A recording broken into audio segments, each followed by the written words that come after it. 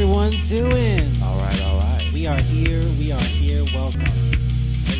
This is What's Out There with Don Charlie. I'm your host, Don Charlie. Hello. How you doing? I'm here with my good friends.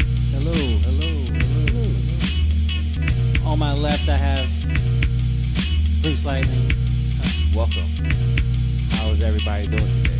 I am the one and only Bruce Lightning, here to serve you in all of your otherworldly needs and to bring you answers from far across the universe. On my right, I have Matthew, a.k.a. Sid Mascord. It's just Matthew. Hello. How are you guys doing today? Before we get started, just a couple housekeeping things. This is our first second episode. I don't know. We're just getting started. I had to take a break. Had to do some life things and move and all those different lovely things. But now I'm here. We're going to get started. We're going to be consistently coming out every week with a show for you. Discussing movies, pop culture, and the like. Everything that's out there. Today we have a great show for you guys planned. We've put in a lot of hard work preparing for this, but we're going to be talking about Black Panther. Yes, the Panther that is black. I can either confirm or deny whether I can get off Netflix. I'm going to wait till it's a source. To get my feelings about that. Don already knows how I feel about it. I do. Netflix is just a source. I can't neither say that I need the source, but the source is a luxury to have. Black Panther. Now, Black Panther has done really well. And just to give you some perspective, give people out there some perspective of how it's doing currently, right now, today. Star Wars: The Last Jedi grossed, and I'm using boxofficemojo.com to get these numbers. They grossed $618 million for all of 2017. Black Panther, after being out for, how long has it been? A week or 2 weeks? Has grossed $400 million. So 400 let's go over that. I thought they had passed 400. They right about half a bill. Did it open worldwide yet? Yeah. Globally, they like half a bill. Half a whole bill. So let's review that one more time. Star Wars was the highest grossing film last year, earned $618 million. Black Panther's, after a week, is already at.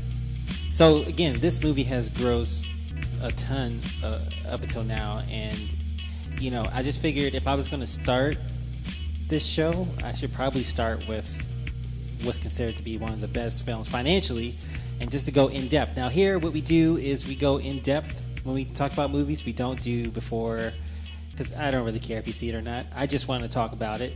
So we're just going to go in depth, scene by scene, talk about what we like, what we didn't like, and at the end, all spoilers. Every spoiler. If you don't like spoilers, get out of here. Yes. Throw the milk out. Right now. Throw the milk out right now. Take yourself to Wikipedia real quick. Read. And then come back. You don't even need Wiki.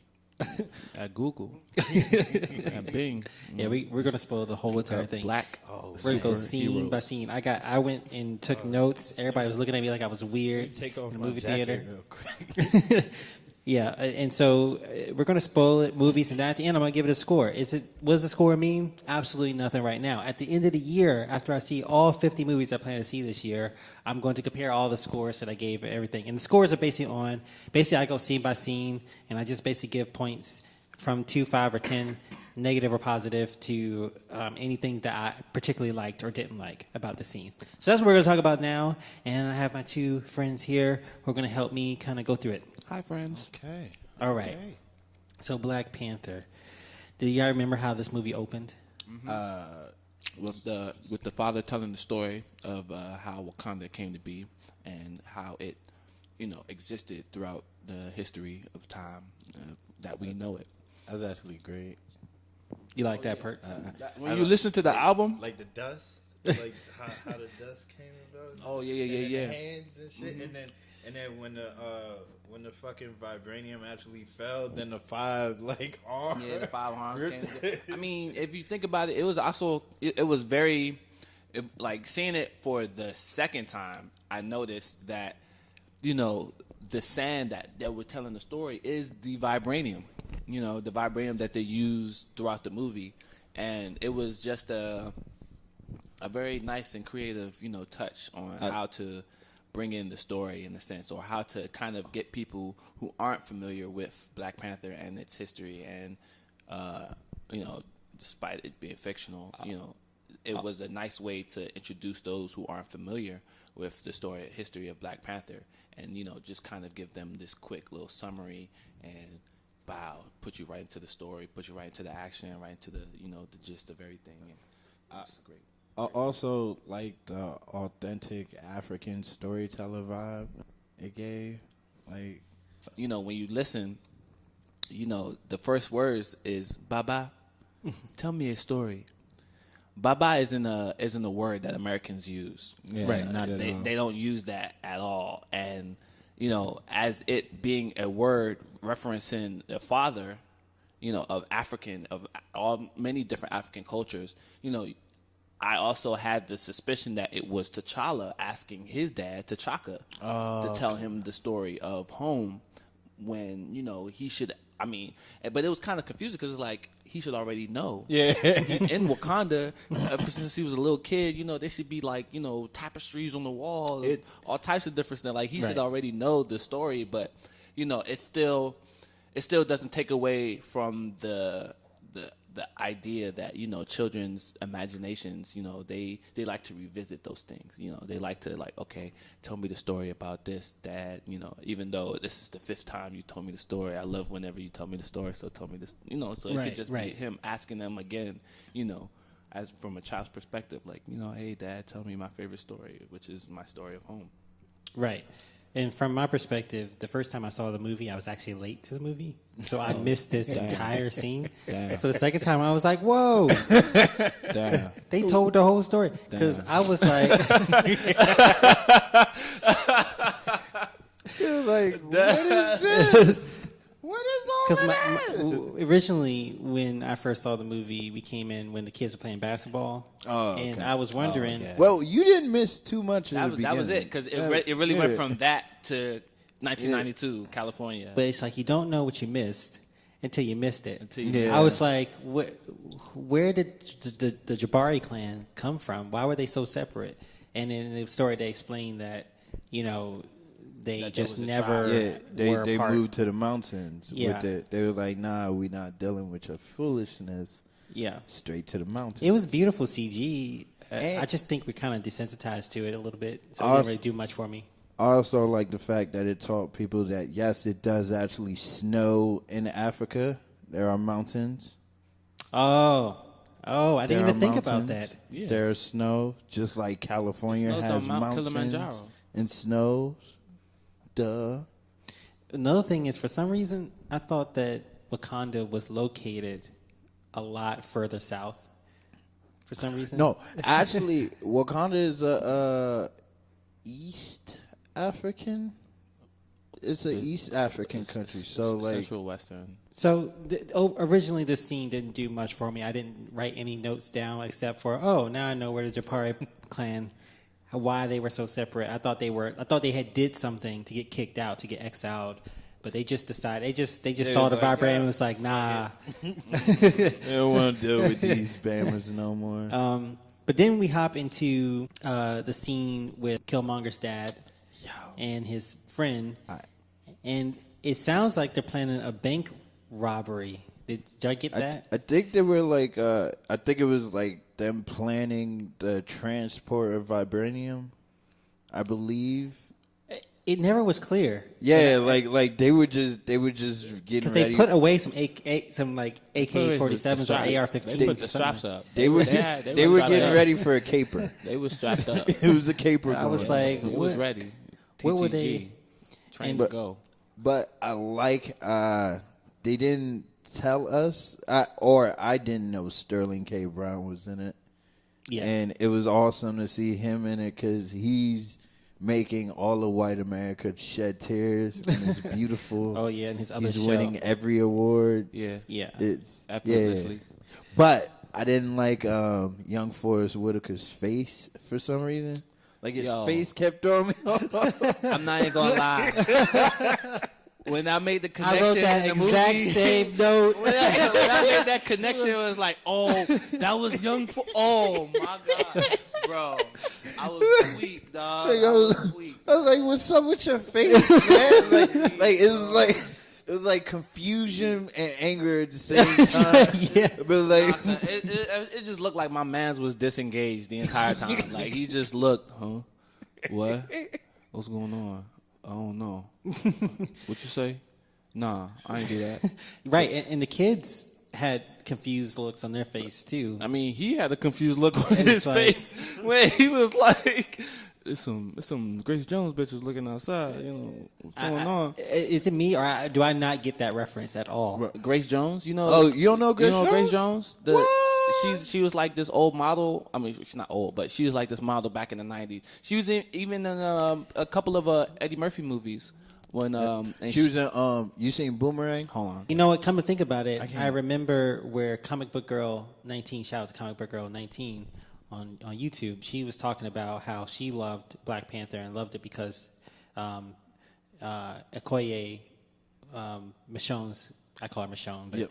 how her character, yeah, I remember. Okay, yeah, Yeah, she that's was Grace talking Jones. about this same girl and how she is that new Grace. She's the new Grace Jones. Yeah, But- she was on the Gorillaz album. I gave it a negative rating because I just didn't get the joke. Oh, okay. I didn't. Even if I did get it, I don't feel like I would have laughed. Great. It was just like it felt super. I Flat. mean, it felt it was the appropriate joke for that time. For that period. time. Like Because it's- Grace Jones like was, if it was 92, it's like, yo, somebody at the door, it's Grace Jones looking bitch. But did It's anybody like, laugh in Grace your Jones theaters? looking bitch. Did anybody laugh in I your theater? laughed. You I laughed? thought it was I funny. chuckled a little bit. I thought it was funny. Okay, well, it's just But- me. I mean, but it's because walking into the movie, I knew, I guess That there would be Grace Jones. That Grace Jones joke not was even coming. not even that the Grace Jones joke was coming, but I understood why he would make that joke because he came out the house like that. Like, what was going on? That's Grace Jones. So style. that was Grace Jones' style. That was Yeah. She exuded that. She was just like, yo, every time I step out the house or every time I step into a place, I want them to question my motive. I want them to see me as I am, as who I am, and still accept it for the simple I fact am that the it's just who gold. I am. Awesome. Jones. Well, then the next part that really stood out to me was the entrance of T'Chaka. Oh, and the That's- lights went off and lights came on. That was kind of extra. That really Yeah, got that me. was some Batman type shit. That was kind of extra. He didn't really have to do all that. He just walked in from the door. I didn't like his voiceover out of the mask. It was why? like it kind of reminded me of like what's dude from Legends of the Hidden Temple? Olmec? Olmec, yeah, it reminded me of Olmec kind of voice. Like, Hey, kill. Yeah. No, I that was the first part in the movie that really elicited any feeling from me. So then there's the betrayal, right? The betrayal of Forrest Whitaker Jr. yeah, and He's not. It's not Forrest Whitaker Jr. It's Forrest Whitaker. It's not his son. It's him in the past. Like what did y'all think about the betrayal? Because I didn't see it coming. I mean, didn't we. either. How would we have seen it coming? There wasn't enough information. Why would Right. Why would we suspect that he is a spy of a spy? He's spying a spy. Like that's some real meta shit right there. For him to not even know that my fellow man, that I recruit him onto my team, I trust him, this, that, and the third, tell him all the different secrets, woody woo, just to find out this is one of us. He's a Wakanda. He's had me tricked, fooled, buffooned the entire time. Yeah. Like. I probably For would. me- real, I would have been in my feelings too. I would have put the strap out too. I would have pulled the strap out too. it created a high intense drama, and it really elevated the value of that character. When I also was bothered by his face, so It's kind of funny. Because I they're the same. I think that where the scene was falling flat for me, the entrance of Black Panther being T'Chaka, and then the portrayal really added something that I didn't really. I think already from the beginning we're getting something that I didn't really feel from other Marvel movies. I was like, man, I just had this feeling like, okay, here we go. We're getting into high intense drama. But we're talking about a superhero movie, so I was like, okay, now there may be some fighting backing this up, you know. So then they transport outside and you see the kids, and I thought it was kind of jarring because the kids, you know, if I could give any kind of critique, I thought the kids should have some sort of expression on what but they just all had blank faces looking at this spaceship leaving. And for me, both times I saw that scene, the whole entire audience was completely like as baffled as to why that scene. I feel like they just could have cut it out. Like after Njobu was like, he was like, "You're going to face the court for your crimes back at home." They could have just went on, but it's like that scene with the kids looking at the spaceship. It was, I guess, it was kind of blank. It was more so of a little like Easter egg or. So overall, that scene was okay. Yeah. I was kind of nervous coming into this movie because I thought it might let me down, but at that point, I was like, that scene ended kind of weird for me with the kids looking at the spaceship because I thought I could guess what's happening here, but it just didn't provide. It lingered a little bit longer than I expected, but then we're shipped right over to the next scene, which is when you go see the movie. Yeah, you'll see, you know, other stuff that surprised you, but the scenes that you saw in the trailer, you are already numb to. It's not even as surprising or as Sometimes they don't need to be in a movie. Right. And I heard some people criticize the movie because they weren't really as enamored with the technological advances of Wakanda. I know I've heard it. Mm-hmm. And the thing that really jumped out to me in this scene from the beginning when he turned around is that Okoye was flying the ship. Like, I don't know how she was flying the ship, but it wasn't. She was flying the ship. Look with her mind. With the beads. With the beads? Okay. Yeah. I couldn't tell how she was flying the ship, but I just know it was tight. It looked so peaceful in the way she was flying it. And I was like, that's tight. How could you say they weren't technologically advanced? I guess because they kept pointing to the sand. There was a lot of sand techniques. The sand was an exact replica. Like the sand has an automatic connection to whatever you connected to via whatever signal module that you. What was it technologically advanced about that? Props. Oh my props. goodness! I give them props for that. Like it was tight. I thought it was tight. Yeah, and so so definitely it started there. That was the first time in the movie that we see something. Well, for me, I noticed she was like sitting Indian style, you know, controlling the ship. Right, I was like, okay. Ship, yeah. And so then, you know, this part never gets old. And you know, then he you know zips down. And he had the CG moment, the first, like, you know, again, if I didn't see this so many times in the trailer, I would have thought that was pretty tight, free fall. You know, and he just throws the things and then like in there. And this is where I had to really give props to the movie, because this is you're gonna hear this a lot through my analysis of this movie, is the dialogue. And there's something so special about African dialogue that just makes me enjoy life a little bit better. It felt so authentic. It didn't it? He was with the O's and the A's. They were like. Thank you. Like, so you can't fake. Like he was like when the I don't know, were they slavers or the guy was like no, they were what is that? What happened? Defensive positions. Defensive position. You better not try nuts. But it's like for that at part, that moment, for that part, for real, I don't really think that was very difficult for them to have just gone and recruited African, a whole group of African dudes, and just like, yo, we just need you to play, you know, these, you know, guerrilla warfare militants, and this is your lines, defense positions. Defensive position. And that's all you gotta do, you know. I feel like and then I had to remember, like, you know, these guys aren't from Nigeria. Right. So how they speak English is different from how I would your speak folks English, or would from my speak folks would speak English. Or how Different my how folks- or Matthew's how- folks from Sierra Leone would speak. You know, how Liberians, Liberians, you know, speak, or- Ghanaians, yeah. other different people speak English but in let- their own specific But way. let me tell you, like through this whole scene, I was smile. This is the first time I smiled during the movie. I had a joyous smile because the fact that I felt like they could have said defensive positions one time.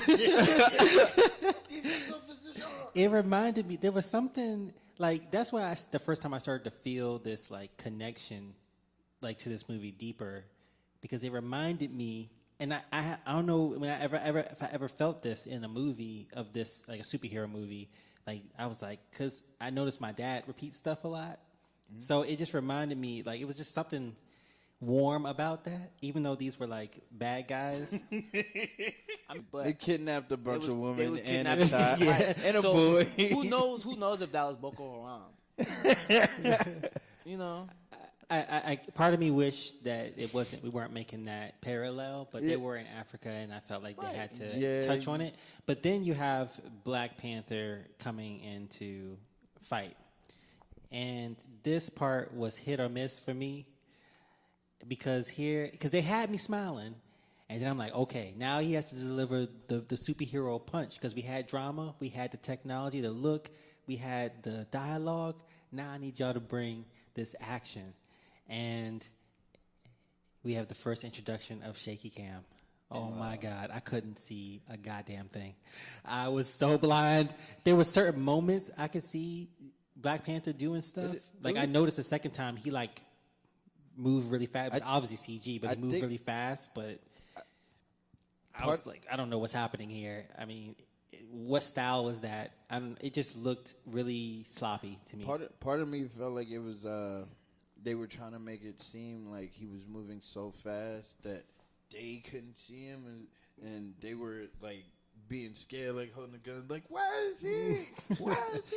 Just shoot the air, and then it was just shooting like in the air, and like I get what you mean. Like at times it was like really hard to see, but I get why they did it. They wanted to make it seem like okay, you can't really see him, kind of like a Batman scene. Like you can't really see him about to fuck you up, but he's about to fuck you up. But he's not Batman. He's Black Panther. Here's the thing. Did y'all like that action scene? Did y'all watch that action scene at the end of it go, oh, that was tight?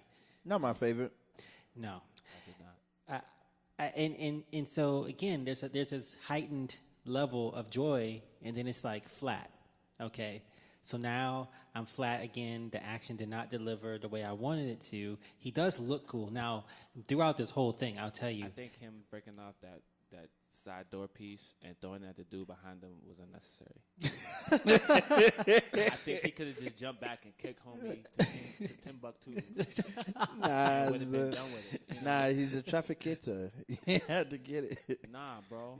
I feel like we're the only people who's going to talk about this because people don't really care about action anymore. Yeah, they don't. They don't. And They really It's don't. not even just about the action. It's just about we're talking about fighting. It's just- it seems like action scenes go way too fast. Remember back in the day, like But the thing is, like, after that, I was brought back to a flat moment, right? And then this is the beauty of this movie because then Nakia comes up and she did her own fighting in it too, which to me was just as subpar as Black Panther's. I feel like she could have done a lot more. And Aside from taking and- the gun and knocking it over dude's head. right, and then she talks to Black Panther, and then they have this dialogue where he actually freezes, and to me that made up for the fact that that line was already in the trailer, and I definitely chuckled at that. I was like, he definitely did freeze, He definitely did freeze. and that and it made and so it was this pattern. I'm like, I'm getting more joy from this movie, from the drama and dialogue, than I am from the typical superhero things that I look for. Okay, because it wasn't like a huge, like I only gave that like a significant marginal like bump when I was reviewing this, but I was just like, that's why that fight scene I kind of like forgave it because then they had that moment, but then we have another moment that kind of sort of I gave a lot of good credit to, but at the same time, it showed that, hey, y'all could do better even in the same exact movie. I have a good example right here. It's just the fact that Michonne Okoye is just badass. I mean, every fight scene she did, I was enjoying. But when she came down and stabbed the dude, I was like, well, damn. It's something about the way that she moves and the way she does action that it showed me that I'm not being crazy. When she was... They just got Nakia, right?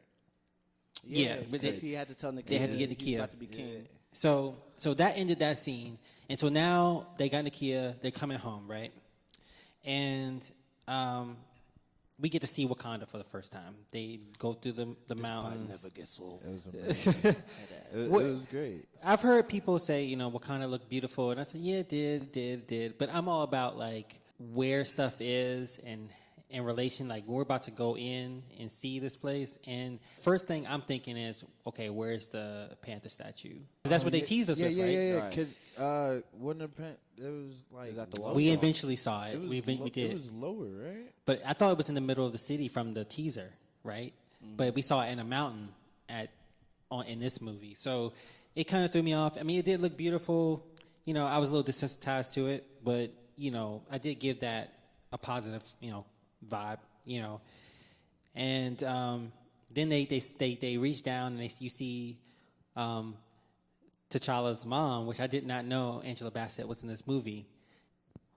I might get a little bit slack for it. Like, out of every main character in the movie, Angela Bassett was probably the least African looking, I would say. Like for some reason, like throughout the movie, I'm just watching the movie, I feel everybody else is African except Angela Bassett. No, that's real. Like I even that. Forrest Whitaker with the Black Panther. Like I felt because but then again, Forrest Whitaker was the last king of Scotland. He was he's used to playing African roles. So, but I don't know, for some reason Angela Bassett like was kind of like off for me a little bit. Like Crazy Eyes from what's it called? Orange is the New Black? Uzo? Yeah, I kind of, if she was the mom, I would have been like, yo, that's an African mom right there. But like, for some, that's a small thing and it's very trivial. Like even, like you got a question with Lupita. Like these people had they had the features in their face, and for some reason, I don't know why, but Angela Bassett was the least authentic one of the bunch for me personally. I understand that. I mean, I thought that she has a way of delivering lines that's very Angela Bassett. Yeah, and even doing her accent, I felt like her accent out of everybody's accent was the worst. Yeah, I can feel that. Yeah. I can feel that. Now, I wasn't moved either way from her. Bassett. Yeah, no shade at all, because Angela Bassett is fantastic. But, she still look good at almost 60, but... Right. She definitely... That's the thing that really stood out to me. She looked really good, but you were going to say something. She looked amazing. Yeah. But damn near 60. Like, you don't never see Angela Bassett speak the Sosa. Yeah, you see T'Challa speak it. You see Armende. You see. I didn't even notice other that. characters. There's only so many times that they speak the language, but there's only so many people that speak it. Because they had Michael B. Jordan speak it as well, right? Yeah. Wow. And that just because when he introduced himself, right. So I heard he actually learned it from the guy who played his father, because his father was South African, and right. So with that in mind, what did y'all think about that scene when you first see them come together and they're about to start before they go to the ceremony, and you see Shuri for the first time, and Oh, I fucked with everything that led up to the actual challenge. I fucked with the whole waterfall. Did you like the joke where Cher is like, did he freeze? And she was like an antelope. Like an antelope. Yeah, like an antelope. Right. Kinda. One thing that Angela Bassett brought to this scene was a certain level of strength. I think that I had forgotten that, like, I wanted to feel the weight of his father's death. And when she said, "Your father is with us," Right. he wanted you to be king.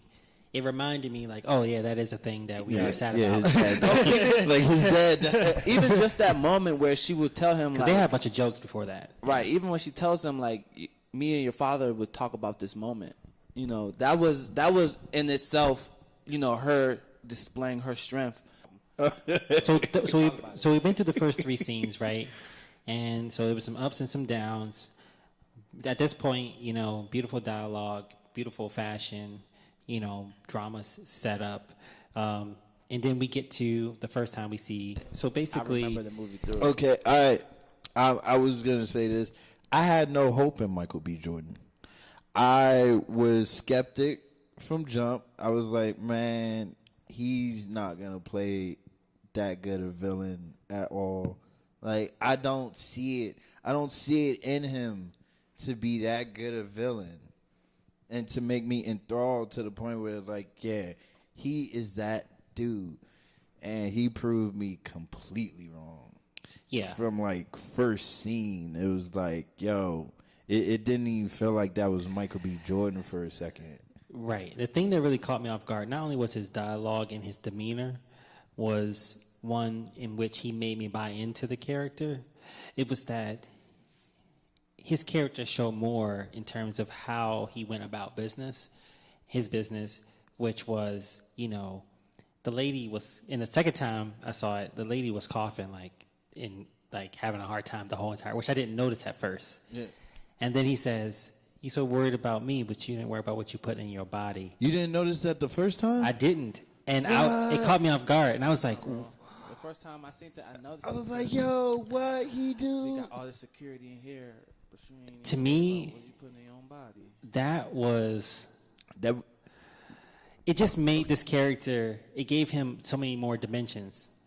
question, because I've seen a lot of people making the similarities between Michael B. Jordan's character and the Joker's character, right? And like That was the closest he came in that scene, I think. It was a psychological with the game. whole, that was like his pencil, the whole, yeah, you're not even watching what you putting in your body, Right. type shit. Like, cause I didn't even see it coming. Like, and I was watching her drink the coffee. It's Right. like, Right. okay. And it's but- funny you mentioned the music in this, because this is the first time I noticed the music in this movie. The music in this, when they show, first of all, I feel like there was an affinity for Killmonger from Ryan Coogler, the director, because every time Killmonger was on screen, there was some sort of trap African beautifulness going on in the background. And the music behind this scene was, it was like, whoa, what's that? Like, I first was like tuned in, and I loved it. I really did. And I really gave that a high mark, the music in this scene. And it's funny you mentioned the soundtrack. I remember from the soundtrack because it's an amazing piece that's going on in the back. It's and they needed to hit hard for coming out the gate with this character. Then we show the accomplice.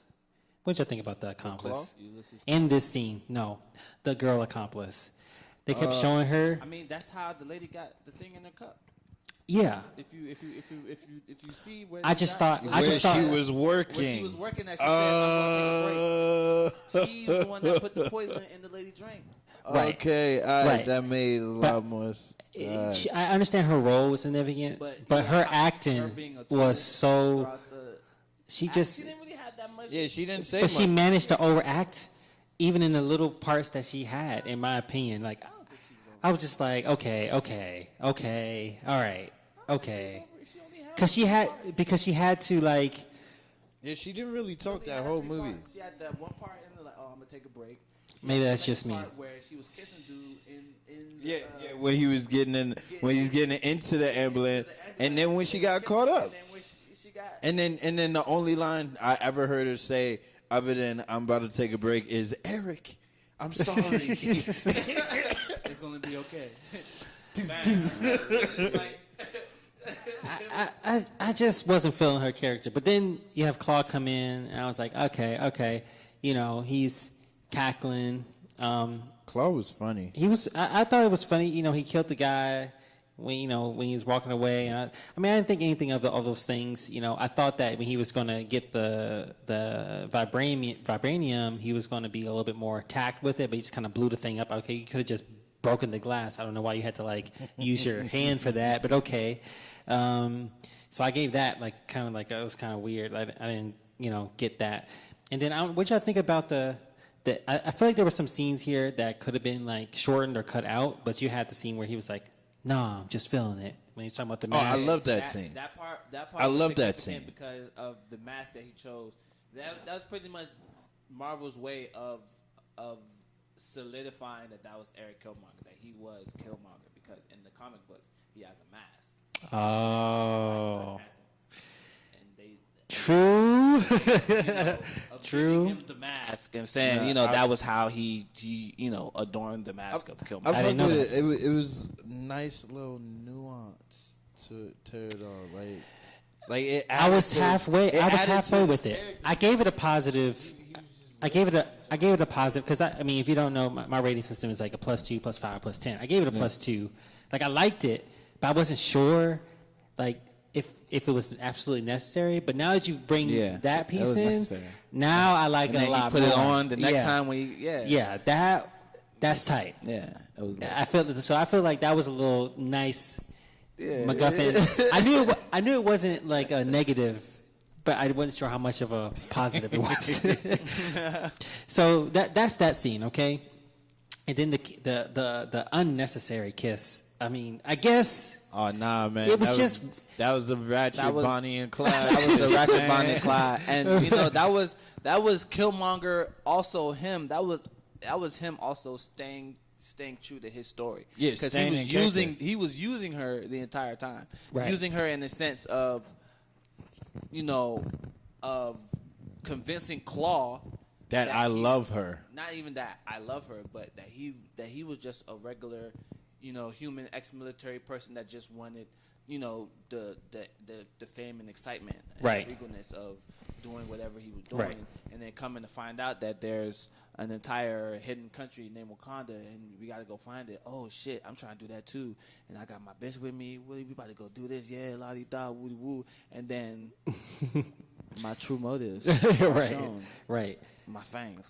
So that ended that scene, and so that was the first scene, and you mentioned earlier, that's why I wanted to save it till now. You said you first got into the movie when you first saw Killmonger, and I would say this was my most highest rated scene to this point. To this point of the scenes that we've seen so far, this scene really, it was like started with the music so far. And you would say of the first 4 scenes that we talked about, which one? Highest rated scene so far of the first 4 that we just saw. Like I wanted to mention because he mentioned this is when he got into the movie. Yeah, that's when he first saw initial start for like being excited. Like they showed the villain. Now they going back to Wakanda. But up until this point, each scene was kind of like it was hit and miss, up and high and low. This scene was just like mostly. Yeah, that was on the money. Positive. It was like, all right, from there, feelings. and then the scene after it was the ceremony. The ceremony, and then so from then on, the movie was just. Popping. This is where the ceremony. Okay, so this is where I started to feel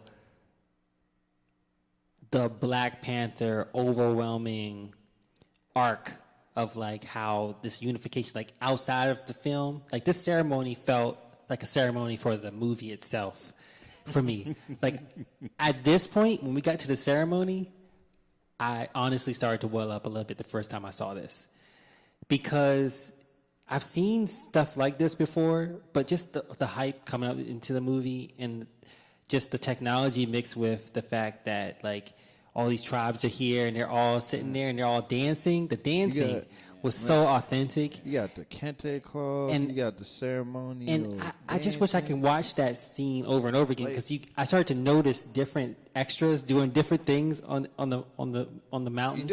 You know, one of my favorite people in that was tight. one of my favorite people in like the main like royal like people. Yeah, the was royal blood. was the dude with the green disc in his Oh, mouth, yeah, very the green interesting. suit. That Very was my interesting. favorite outfit. Yeah. Like I want that outfit, son. It was fly. Like everything about that, and that like, was Nakia's like how father, like or- how they were able to mix traditional African like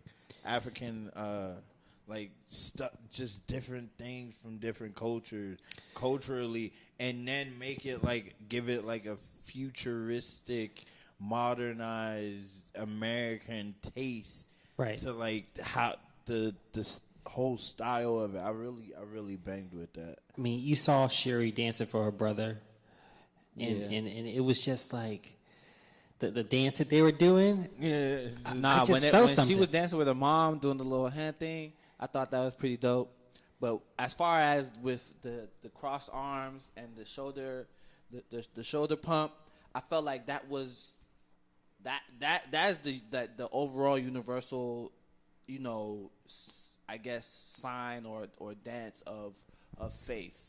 Of what, like, you know, all of them Wakandans being from different tribes, you know, they all were unified, you know, with the vibranium, and, you know, with the simple idea of just, you know, being Wakanda, the unity. of Ayo Wakanda. coming with the in depth.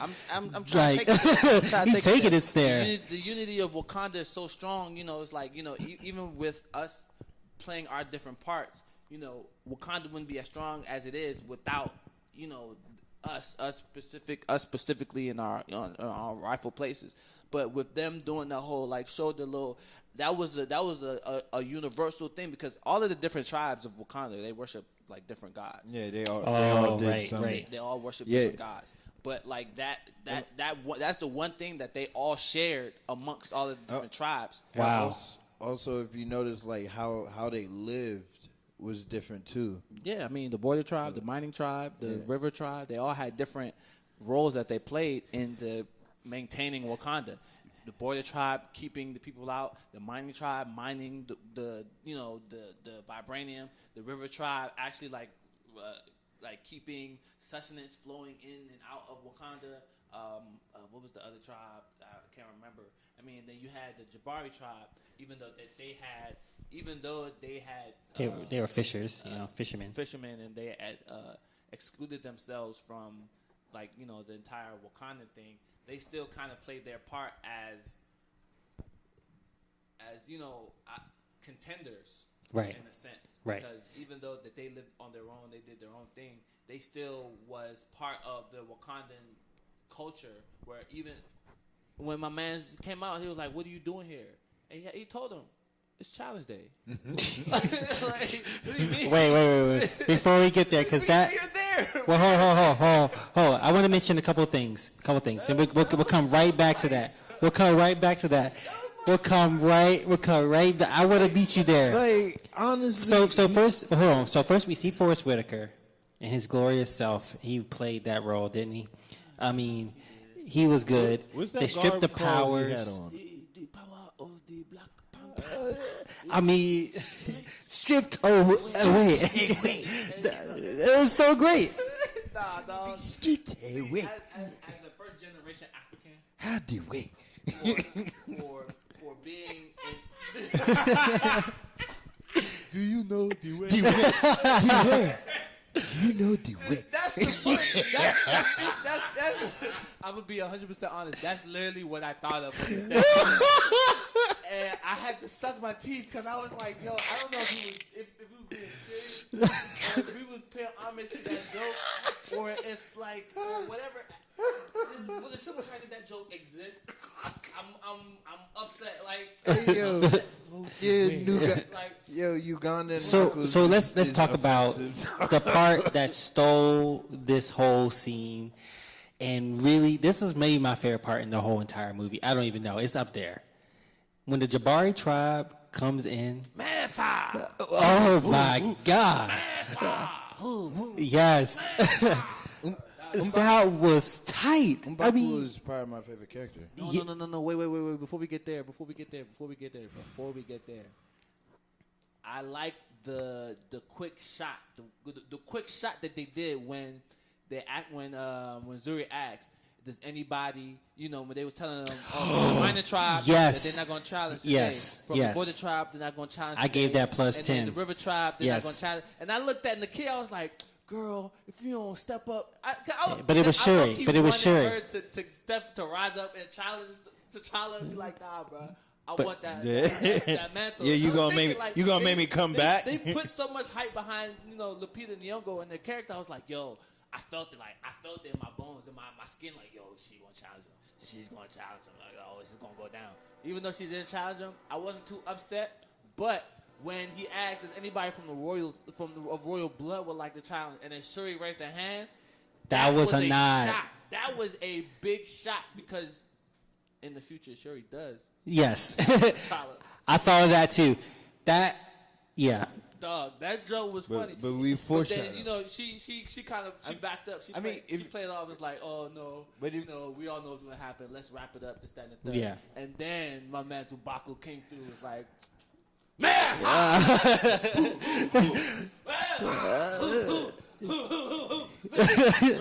I was psyched. Yes. Pump me all the way up. So many parts that had me trained. My blood was He honestly stole a lot of the scenes from. He said, "Ooh," now I'm getting chills thinking about it. I almost want to give this a plus 50 because I wore it a plus 50 for anything that really, really gets me. Are you done? You give as many points as Are you done? Wait. Before we get wait. Before we get there, he said, "Is this you want to get him the throne when he couldn't even protect his father?" I was like, Can't even. "Oh, man!" I was like, "Oh snap!" You gonna let him talk to you like that? You ain't really need to go there, Baku man. didn't have to do that, but he did. But with the ad lib though. But with the ad lib. I want to talk about Winston Duke. Him playing that character as well as he did. He was I want to say the shining light of the Black Panther. Nah, he's a breakout star. Because for the simple fact of, what we talked about with Forrest Whitaker, we talked about with Angela Bassett, we talked about with Chadwick Boseman. I feel like he had the greatest transformation from African American. Oh yeah, dog. I thought he. Like, Yes. I swear. Winston Duke had me convinced He was African. I thought he was Nigerian, son. I thought he was Nigerian the whole time, he son. was like, we have watched from the mountain. And we have been disgusted as your technological advancements have been overseen by a child. And then he had the Tom Cruise pause. That was the Tom Cruise pause. Yeah. Everybody got shook. Everybody. Yes. Yes. Do something. They turned around. Who scoffs at tradition and how he ended that? It was like, yo, he was right. Like, That's like your uncle. for the simple fact Yes. that we're all here doing all of this, that, and the third, and we for whatever period of time Shuri was, overseeing the technological advancements and whatnot. They were depending on her brilliance, on her ingenuity, on creating new stuff. As far as Black Panther is concerned, on helping him engineer better ways of being, better ways of living. She even said it herself when he came back. And he was like, did the things work?" He was like, "Oh, of course they worked." He was like, "All right, well, let me see if I can make some improvements." He's like, "Why make improvements? They work." Like, just because And something just because works doesn't mean it cannot be improved. Right. Like that level of intelligence, that level of wisdom already, was already instilled in her. Right. Was great enough to see that within that character. Right. That little girl, Shuri was amazing. And then Of course, when she, oh y'all, let's get this over with or whatever. But my man Ubaku had to like really like hammer it down to everybody around here, like, bro, like this is serious business. Like we really are out here trying to survive. I mean, I get it. You guys want to live lavishly, okay? We didn't. We went to the mountains, but we not about to sit here and let y'all make fun of this tradition. We're not about to sit here and let y'all, make light of make a mockery of what we have lived by for thousands and thousands of years. And that point really hit home to me because many of Africans today, many of Africans that live here in America today, instill that into their children. Instill that, like, yo, regardless of what you learn here in America, that we still African. We still there's still shit that's back home. We that still going by have, law. That rules and regulations that you have to obey here in this house as you live under our house. Even though we're here in America, no, we're still tied back home. We still have that connection to our tradition, to our history. Matthew, what do you think about? That's why I would say Winston Duke. This character, Winston, in this scene. Well, I will say this is his first movie. First movie, period. And his second movie will be Infinity War. So my man literally went from 0 to 100 real quick. Real quick. Like, Zero to 100. Everything, because like he like I've never seen this dude before. I've never heard about him. Like you heard the usual suspect. You heard about the Chadwick Boseman. You heard about what's the dude from Get Out's name? Daniel Kaluuya. You heard about Daniel Kaluuya. You heard about Lupita, but didn't you see this main character who, like, essentially you come in knowing nothing about, and he just takes the scene from all these stars. Right. Like, he took the scene and was like, yo, this is my movie now. And it was like, yo, I was like, man, go ahead, do your thing, man. Like, I mean, this is, I would like to say, characters personally, honestly, like, really, without a doubt, my favorite character. For one of my favorite characters. So, just for the sake of moving forward, that dialogue was amazing. The fight that subsued, it was better than the. It was definitely better than the first fight scene. He definitely had a better fight scene at the end, which I'll get to, but it served its purpose. Okay, I didn't really, I didn't give it too hard. I would like to say this though. In that scene, in that scene alone, that was the best fighting sequence that I saw from T'Challa throughout the whole movie. Throughout the whole movie? He definitely brought out more moves because he was definitely using like some capoeira in there and some. Using the capoeira, and then he hit M'Baku with that little leg roll, headlock move. Yeah, he ain't getting to no Civil War type hands in this movie, bruh. Like I think that's where everybody was like, "Yo, where is that?" Was that and that was it. Like at that moment, I really was entertained. Right. I really like when I see him do that little move, the little creep up, da-di-da, and then did the little roll, tuck and roll, and then as he was coming down, used his leg to scoop up M'Baku's neck, and then put him in the armbar lock over the water. Over a water.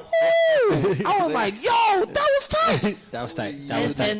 And that scene really hit home to me again because, with all of the different action movie flicks and kung fu movies that I've watched, that was on par. Like that was on par of the action that I would hope to think that a Black Panther would go through. With all of the years of training that he went through, all of that, seeing from the first scene, it was just a complete, difference. And then even so, he didn't even have his powers. He didn't even have his suit. No special suit though. No suit. No powers. And another thing, I feel like made that special. Like a lot of things that happen. There's a lot of things that happen. We will not have it all. We will not have it. I said we will not have it all. I was sold. Yes. I was sold. I was sold. Take my money. Take my money. Nah. Shut up and take my money. Like, Just take it. there was a lot of The movie things- could have ended right there. Black Panther 2. I'm waiting. Right? There's a lot of things in this movie like that. Like just say something as simple as the fight scene. They went to the whole magical. So we have the magical transformation, and I'm going to say this: I did not like any of the flashbacks in this movie because the production was so, to me, jarring. When they showed the explosion and his father dying, I felt like that was unnecessary. I felt like we didn't need to see that, and I felt like the smoke that came from that was so fake. I felt like the CG was so bad, like 2 years ago. Because they don't took know. the scenes. I thought those were just scenes from Civil War. It was scenes from Civil War. I was like, why do we need to see this? I was so disappointed in that. I also feel like I don't think he was sad enough. If that makes sense. Also, it Like, probably that could. makes It sense. probably. Also could have been difficult to refilm some of the scenes before the explosion because, like I said, or like you were kind of hinting that you want to talk about later with the lazy eye when he. Oh, we're was here talking. now. We're here. All right, so We are here. we are because after he just put in the sand. put in the sand. Now, before we get to the lazy, I got to say one thing that I gave it a +10, and this is going to be throughout the whole movie. That white, was that a dashiki? When he came out the joint, That joint was fresh. that joint was smooth. Hot knife through butter. My man came out there, and you notice as he's coming out of the ground, not one dust is staying on the joint. All of it fell off like silk, like all of it just slid off my man. Like that white one, the black one, he Bruh. had, he was fresh. I was like, I'm changing my whole, I'm showing to work in this. T'Challa Hilfiger. You're like, I'm trying I'm trying to get one. I'm trying to get one. Well, 100. How much? His outfit. But you know what's funny? His You know, outfit in the last scene. No, but- when Wakanda announced it was actually joining the world with the little. Well, he had the little but you know, it's actually those are all common real life today outfits that a lot of people with Muslim factions wear. Yeah. And I mean I've seen lots of different people in my family who are Muslim that have worn like the long I don't know What's fresh? that cocaine white silk. James Brown would have said like that silk was fresh. 24 karat magic silk. Now, I have to say this, and I gave this a huge, big fat -10. Every time we went to the astral plane, why can't I tell where the green screen starts and the actual plane ends? I don't know if y'all can see that, but it bothered me once I noticed it. You said the what? You can tell which parts of the astral plane were fake No, it's not. and which parts were like actual they were there. I the green didn't- screen was so terrible. I didn't pay attention because I was Okay, too so busy then we looking have at that the lazy half-ass Black Panther transformation to his father, and okay, they're saying things that's really important to each other, and I really did want to shed a tear during this part because that's where you start to really feel again. The second time you really I felt, couldn't though because you was too focused on his eye. I was starting to, and then they closed up on his eyes. Right. I did Nah, not I move. looked to the Nah, it left. looked like every time the camera would go off away from him and come back, his eye would get lower. I can't give him a negative point because of his eye. Now, see, can't do that. I had a positive outlook onto that. A lot of people, had jokes to say about it. His dad did, suffer a concussion from an explosion. So his body still could have been like, going through that effect of the concussion. Hey, in the afterlife, what really happened was that in real life, the actor, he caught a stroke. So the entire left side of his body was still affected from the Dropping stroke. dimes. Now, after this scene, we transport ourselves. Well, he did come back out of the sand. He was like, "My father, he was there. He was there.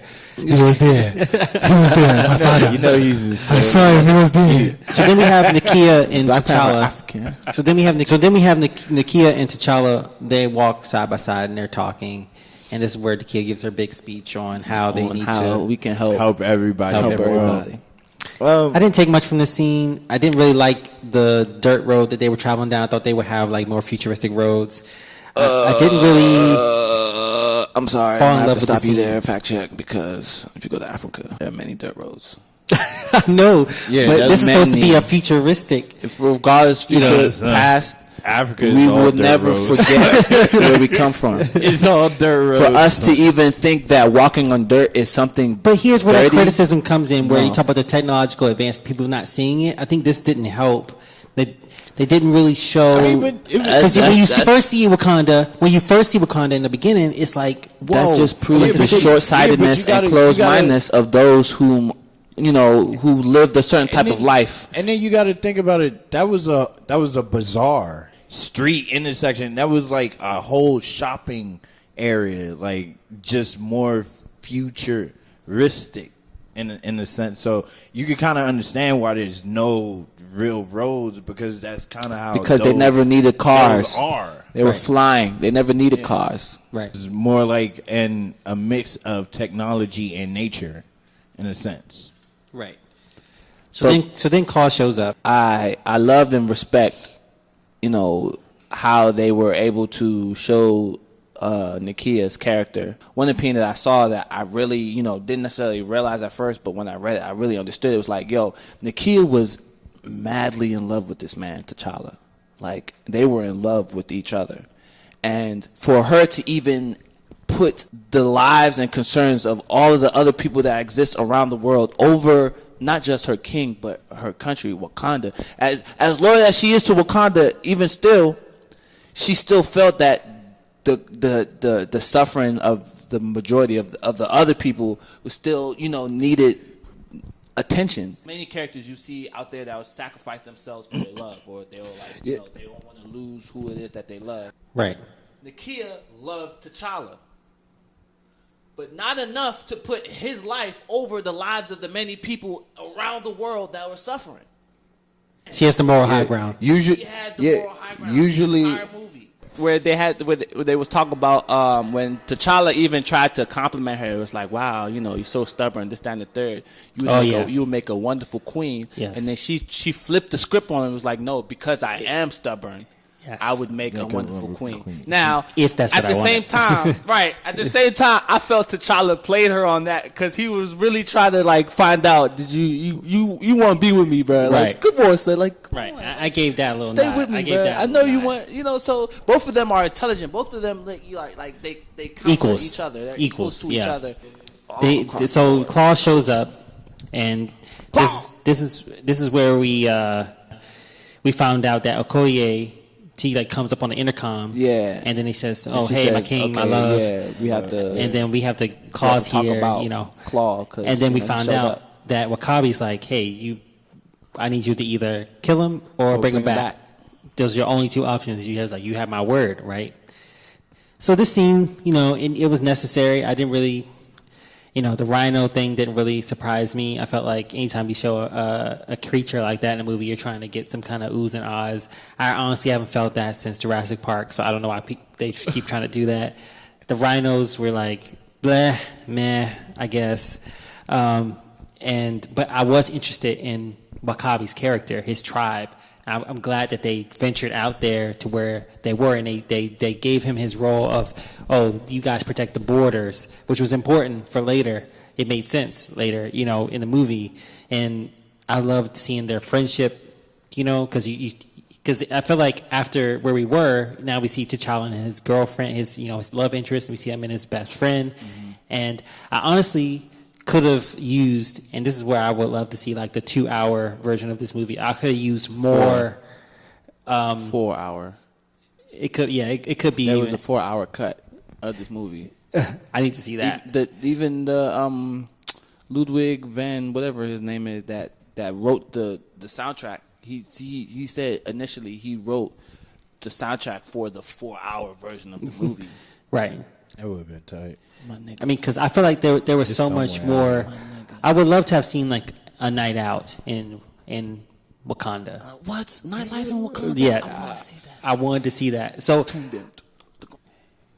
I feel like if we see them like celebrating, having a celebration, because he just became king, so I thought they were going to do some kind of like they go and get Party. you know, Party with Nah, he went straight to business. He went straight to business. So now they have to go and get Claw, and you know, this is where we get to I think will be a lot of people's favorite scene. The lab scene is the James Bond-esque scene where she's showing him, and this is where I don't often guffaw in a movie theater, but when she said, "You want to know what I call them? Sneakers." When I tell you I was the loudest, I died. That was the best corny joke I think I've ever heard in my life. Like, because she's right. I felt like, and so the what are those? That was a popular one in the movie theater. I thought that was pretty cool. I gave that some points. So I feel like the joke only made more sense because when she told him that they were sound absorbent and they showed like him doing the little the toe tap, yeah, and it didn't make no sound, and she was like, "You know what I call them? Sneakers." That was like the best like setup. Like, Yeah, that yeah. was the best setup. Yeah. I didn't see that shit. But I didn't either. And this scene has so much swag. Like when he even enters the lab and he's like, boom, like you know, he does a little crisscross on his chest. He's honest. If forward. not, he's That's how we honestly. greet each other. Oh, That's literally how I've been greeting black people all over and everywhere I go. I be walking down the street and I say Wakanda forever. And you know, some people they do it back, and those people that don't do it back, I pity they soul. Simple as that. 'Cause forgive them, for they know not who they are. yeah. I mean, it was, and then like the fact that what he was wearing, that black. The black silk joint, fresh. Again, 10 out of 10. I mean, how many And you notice how it was aerodynamic? strikes can you have? It was aerodynamic enough For him to kick. do that. Right? Yeah. So then she shows him the suits, and he picks the one, and he kicks it, and she makes a joke about, like, don't kick so hard, and then she has the joke about the camera. I thought all those were pretty funny, and I thought it was a fun scene, especially after we just went through... Footage. delete that footage. Chadwick Boseman, I applaud you, bro. I applaud you. Him? Sharing amongst each other and learning more about each other, just like as simple base humans, Right. In order for them to relay that bond to the characters that they have in the movies, Right. was very paramount to displaying that, and I really appreciated that. I mean, for every older brother that has a little sister that went to go see that movie, for every little sister that has an older Right. brother that went to go see, they felt that connection, I wasn't really feeling Shuri's wardrobe choices throughout the movie, but I mean, I don't think anybody really noticed because she was like more of a funny character. Yeah. But I was like, what? She's more comic relief. She's a Disney Yeah. princess. Yeah. So you Now. gotta. I dig it. Yeah. So now she's a Disney princess. So then we went to South Korea. We go to South Korea, and I want to talk about the wig joke. What did y'all think about that? It was powerful, and you can see that even with the patterns that she has on her hair. Right. You can see the different red design that she has that's cutting into her hair and all the other stuff. I mean, like, amongst other cultures, there's definitely a big symbolism that comes upon how you wear your hair and, how long you keep it, how short you keep it, this, that, and the third.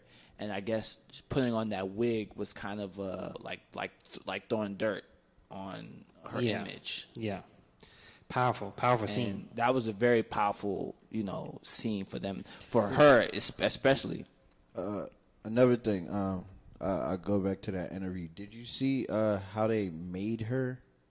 Like how they realized she would. Well, if you peep, like she says something in her native language, and then you see the guard behind her. He was like, "Yo, I know that language. The fuck, stop!" And then, like that's how she got made. She wasn't made up until that point. So like it wasn't nothing for the dude to notice an African lady in this joint speaking a whole nother language. I mean, not even speaking a whole nother language, but like, you know, how she was just carrying herself. I don't know if did y'all get the South Korean version of that Weeknd song? The second time I saw it, it was in English. Nah, I didn't pay enough attention. So I thought that was I don't know if they had two different cuts of the movie, but he was singing. The Weeknd did a actual South Korean version because it was the Weeknd singing it in South Korean. And I don't know if it was South Korean or if I assume it was South Korean because it was in South Korea. And I was thinking to myself, that's such attention to detail. Now the second time I saw it, it was in English. I was like, why'd they take that out? I liked where Chadwick Boseman was talking to the agent. Again, whoever wrote the script and the deliverance of the script was really nice. You know, he was like, you've been warned. You know, he's coming with us. Like, I thought that was very, you know, I mean, this scene was really great. I mean, you have Michonne being made, and then she starts fighting. And to me, this is probably the best fight, if not the best fight in the scene, in the movie, the best fight in the scene. That was the best fight sequence in the whole movie. Because she just looked amazing. The hits were very on point. She was holding that motherfucking bow staff. When she was flipping that motherfucking bow staff, the way she was handling that motherfucking bow staff, surgical. That's what I wanted to see. That's what I wanted to see. And Black Panther, it was okay. You get that from Black Panther. You got that from a black woman, and that's amazing. That's paramount. Cause the jump was pretty cool. They jumped even when all right. That was pretty cool. That was all right. It was CG. You could tell it was CG. You could tell, but it was still cool. You know, I was still satisfied enough by, you know, just how the fighting style she was using, how she was handling the bow staff, you know, flipping that joint around her arm, over her neck, to the side. One thing that came to my mind to describe Black Panthers, because it's his movie, his fighting in that scene it was very minimal, stationary. I mean, it was very minimal. He fought two guys. He fought two guys. Now, mind you, it was two guys that came. He stopped both of them, and then he dodged a little attack. He took one of their legs, threw it at the other dude's legs, made him trip, and then did the little kick, whatever, and then jumped up to go see Claw. Yeah, like that is literally he only fought two guys. Like, yeah, it was at the same time. It wasn't even like I deal with this guy and I'll go to this guy. No, it's like two men coming up to me. All right, I'm smart, agile, do this, like dog, hook y'all up, Claw. T'Challa, T'Challa was not with just his fighting style, but him as a person. He was like real straight to the point, stoic. In a sense where like it was like it I wouldn't necessarily say void of emotion because there was emotion. There were emotional parts, yeah. But like he was really straight. Like I don't need to deal with nonsense. The same way he was in Civil War, like Civil War. He was like, no nonsense. But it's almost like his fighting style, and I agree with you 100%. It's almost like his fighting style was anti-acrobatic, in a sense. And like to be a Panther, he wanted to avoid flipping as much as he could, and he only did it when he had to. Right, and if you contrast that with Michonne in the same exact scene, there was so much more flair to it.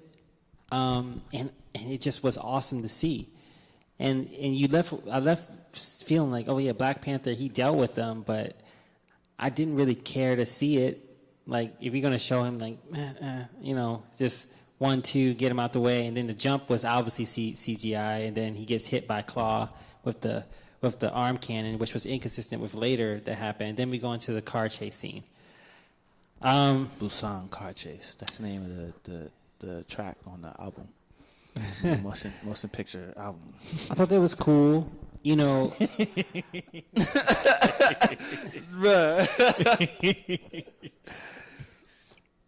don't know if it's just me, but him riding on top of the car, lazy. Thank you. I don't know like, What do you expect him to do? Run all throughout the city? Yes. yes, yes, Yes. We expect this building. I expect him to be jumping from building to He building. did one building run, Like, and that was it. And that was it. Nah, dog. He should have been on every building top. I feel like going from building to building. his athleticism, his agility, his We vibranium didn't shoes, see it, really. his sneakers should have allowed him to chase down these cars without the use of having to use a magic car pit. yeah. Yeah, she You get should. it? She should have just been You reconnaissance. didn't get what I just said. Magic car Yeah, pit. yeah. She Oh, should- yeah. She should have just. Stop. No. But here's the deal. While the action was lackluster, there was some dialogue here that saved the scene for me. When the guy went under the car, she was like, "What was that?" "Don't worry about it." I laughed. Keep going. You're doing a good job. When Michonne was like, guns, So primitive. I laughed. So Okoye, she throws the spear. I thought that was cool. Again, you have two scenes. You have Black Panther scenes and you have Okoye scenes. And I was more endured with the action coming from Okoye, especially when the car broke apart and she has to grab the spear. and then use her little shoes to grab onto the little metal piece so she can surf. She'll surf down the road and use the spear to break. Yeah, badass. I just thought her scene was way more badass in there. So I gave her a lot of points for that. And the fact that everybody laughed both times in both theaters when Lupita come with the little with the car, there was just her in the driver's seat. So that was cool. The writing kind of took a back seat when they saw Claw and he couldn't kill him for some reason. I guess because the world's watching. Okay, and that part pissed me off because the world was watching when he was chasing down Winter Soldier, when he was chasing out Bucky, right? Yeah. Captain America. He was fucking Bucky up. He was fucking Bucky up. The world was watching then. Why you care now? Like, he should just. When he said, "Oh mercy, mercy, King, man," every breath you take is mercy from me. I felt that. Yeah. No, that was a great line. I felt that. That was a great at line. a magnanimous level, like, bro. Can't y'all just take him away in the ship and kill him then? Right? Like, Right? I just They didn't. shouldn't have interrogated him. But moving into that scene, you got that dialogue Right, between that dialogue was amazing. them, and she was like, one of my favorite parts of the movie when Okoye was like, "If he touches you again," in her own language, I'm going to impale him to the desk. I was like, "Whoa." Does she speak English? When she wants to. Yo. Like, their whole squad is thorough because, like, no one would have did what Nakia did and realized, hey, this shit happened. Right. Like, Right. Nakia was on it. Everybody else would have been like, Nakia was they hip. would have been like, oh, what happened? She was on it because it probably wasn't her first time Like, going through son. no situation like that of interrogation. Somebody, so she probably was hit like, yo, He was a second off. One second. Something's going on. Something's going on. One Here. second off. Yeah. I Like- mean, Something's going on. Hold up. Where's that? Oh, that's behind here. Oh no. that's too open in space. And so we move into another action set piece, and this part was another pet peeve for me, only because the whole scene, the only part I liked was the ending of it, because I liked the fact that Killmonger got the best of him, of Black Panther in this scene, but as soon as he puts on the suit, he runs through the door and runs after him. I just imagine... Wait, no, because Killmonger throws a grenade. He jumps on top of the grenade first. He Absorbs does, which makes no sense. It made It was sense. inconsistent with... It made sense because when Killmonger throws a grenade, who's going to protect everybody from this blast? Right. I'm going to take the blast with my newfound suit powers. But at that range, and now... absorb the hit. But and there's then other hits that he start took running. that he Nah. couldn't absorb. There wasn't. The only other hits that he took was the bullets that was getting shot to him, and this is another thing. I want to know, how did Killmonger know, or if he didn't know, that the suit works in that tandem. In that. I took it in as he that just threw a respect. grenade It's at like, him. you store power into it and then it releases it. All right, okay.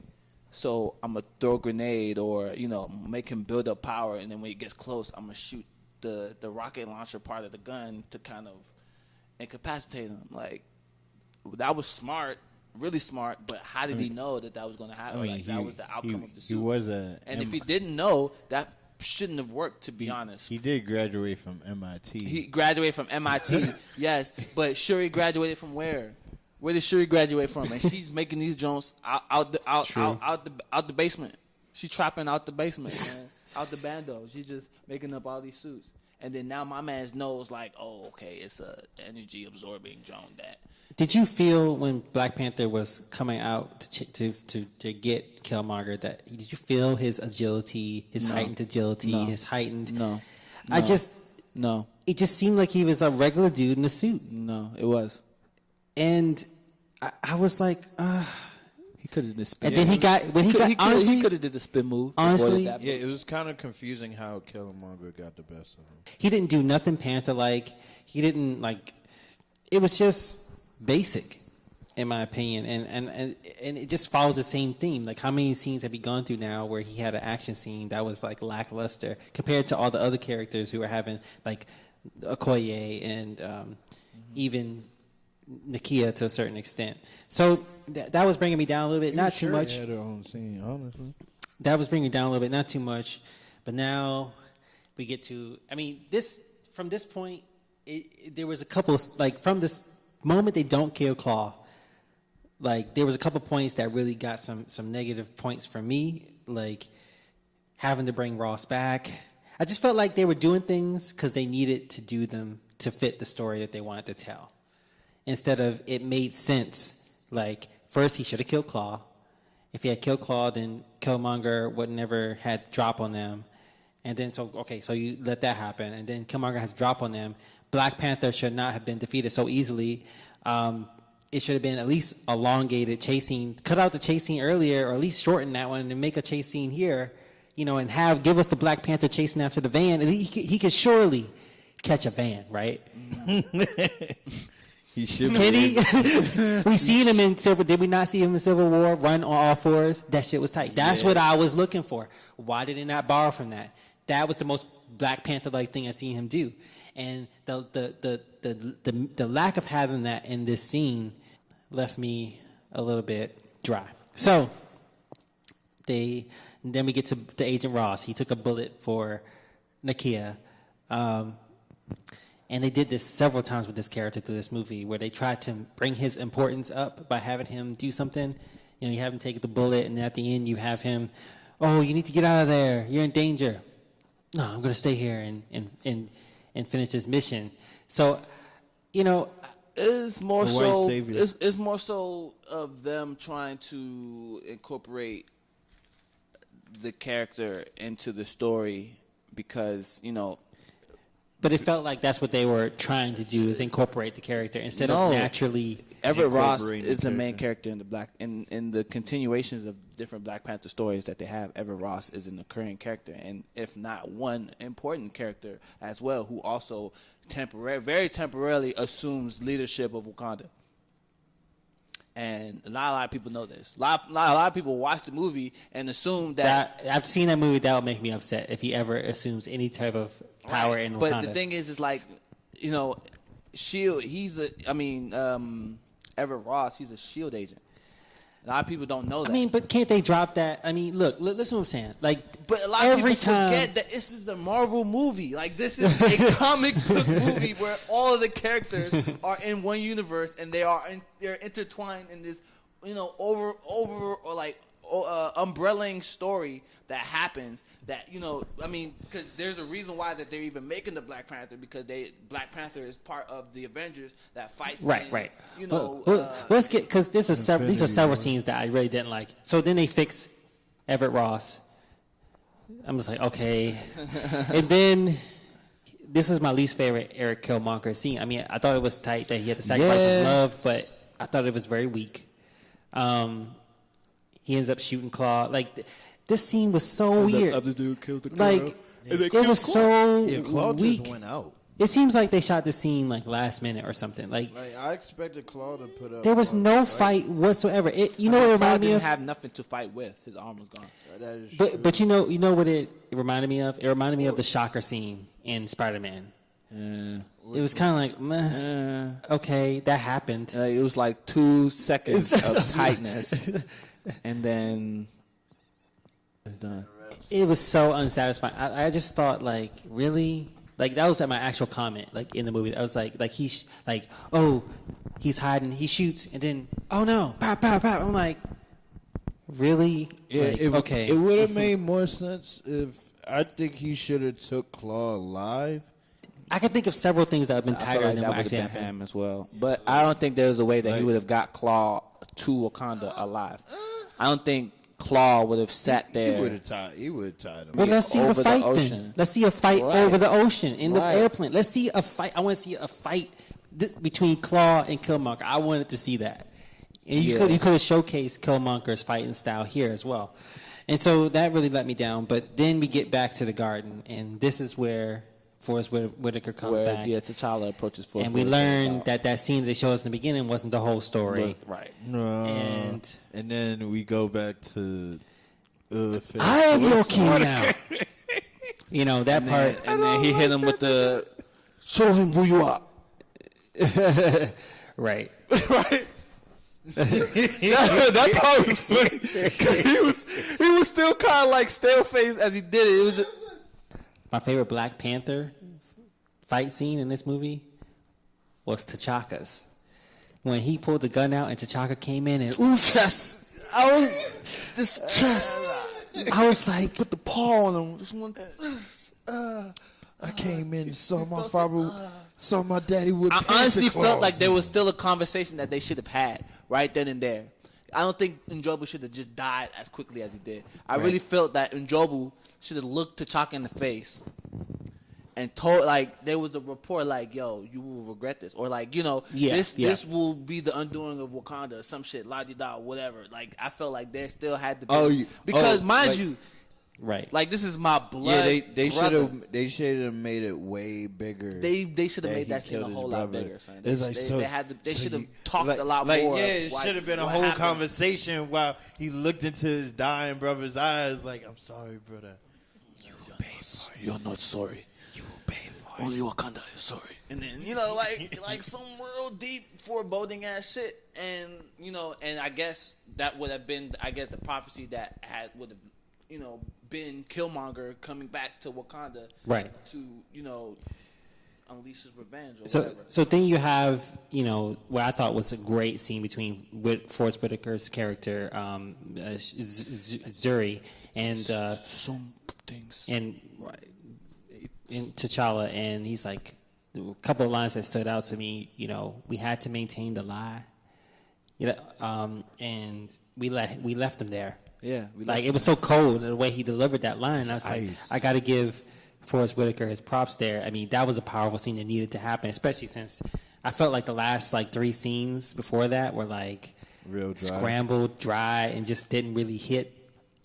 This scene, and it was saved again by the dialogue and the drama. They really came back, and I guess, you know, they brought that heat with the drama, and I was like, I'm starting to get sucked back in because I was kind of taken out, and now from that scene, I felt like, oh, okay, I can forgive this lack of action and stuff like that.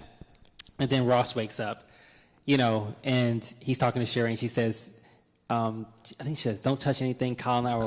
Don't scare me like that, colonizer. Yes, and the whole theater erupted because it had been like a while. Like it was a little bit of a drone, and that part came in. Now we're enjoying the film again, and it just picks back up. And now we have this awesome fish out of water kind of scene, which is the only reason why I enjoyed Ross being there was the fact that I wanted them to go into like, oh, we have this here, we have this here.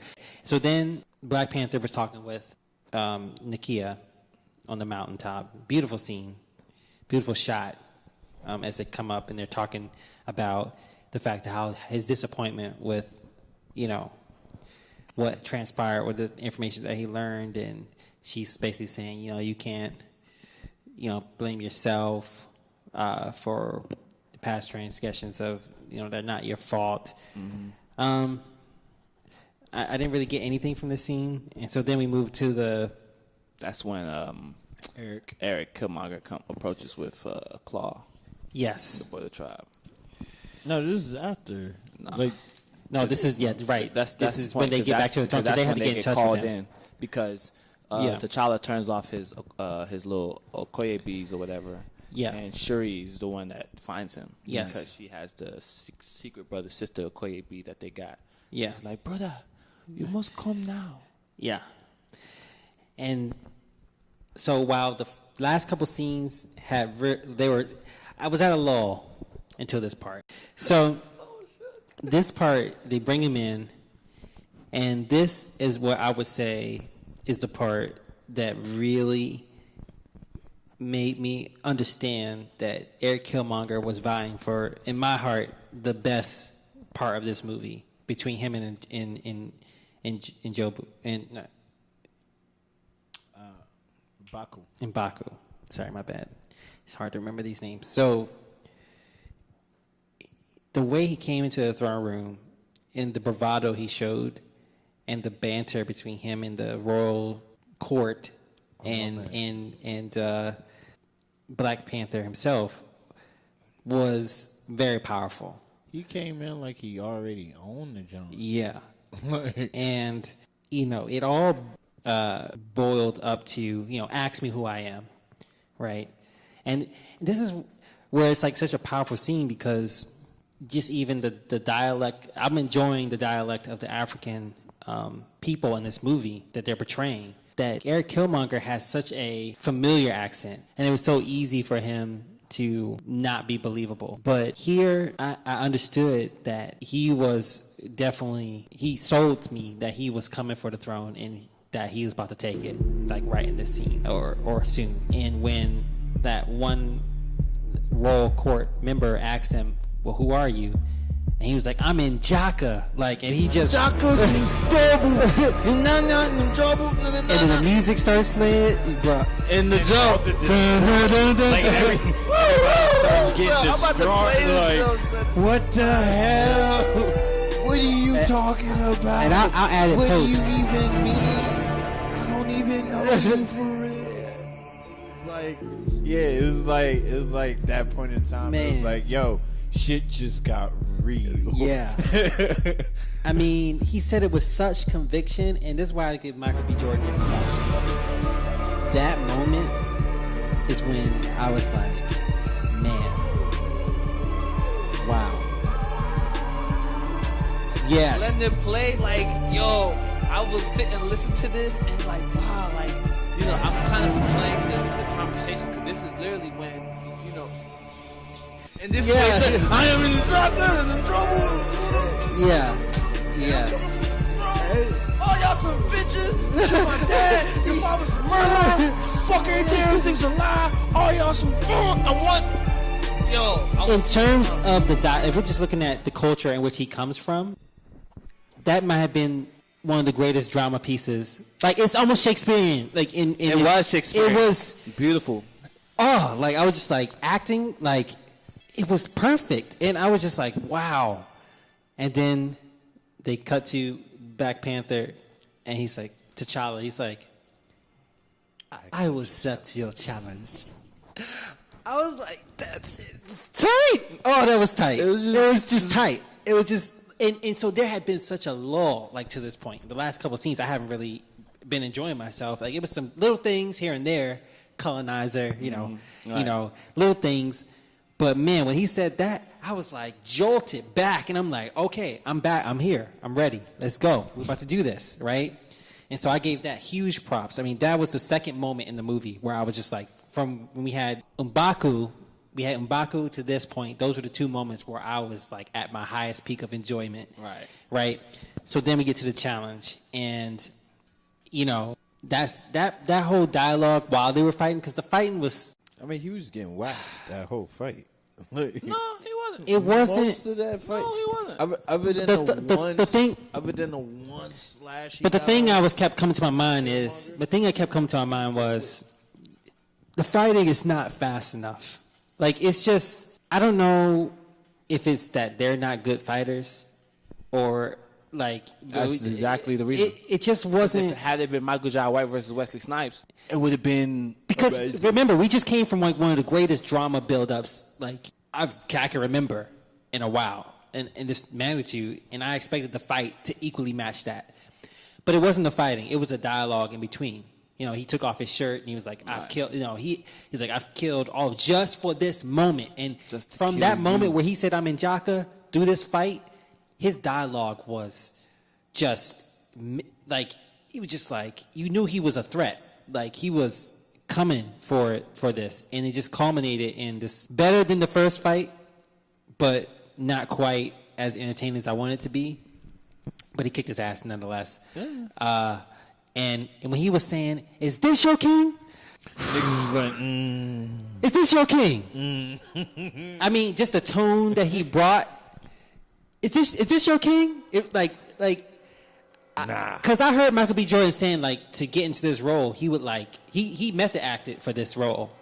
And he would walk around, like, being Eric Killmonger. He's like, people didn't really want to be around me. Like, they just, like, they would look at me and look the other way. And he was like, he brought that to the set. And in this scene, I felt that. I felt like, and then you saw, like, Okoye's lip tripling.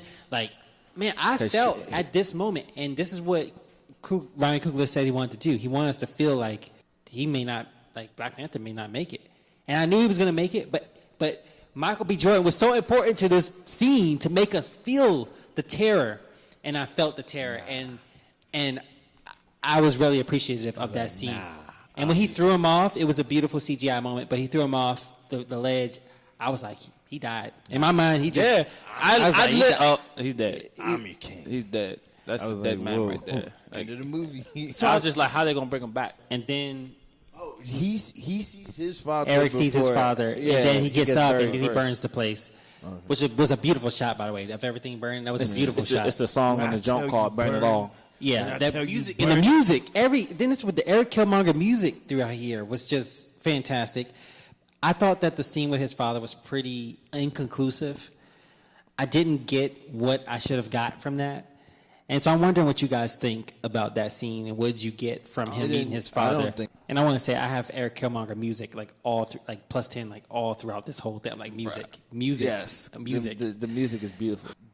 Part of this is why I don't get why people sympathize with him. Like Eric, like he dead ass said he's killed his own people in order to get here. So it's not necessarily he's doing it for his people.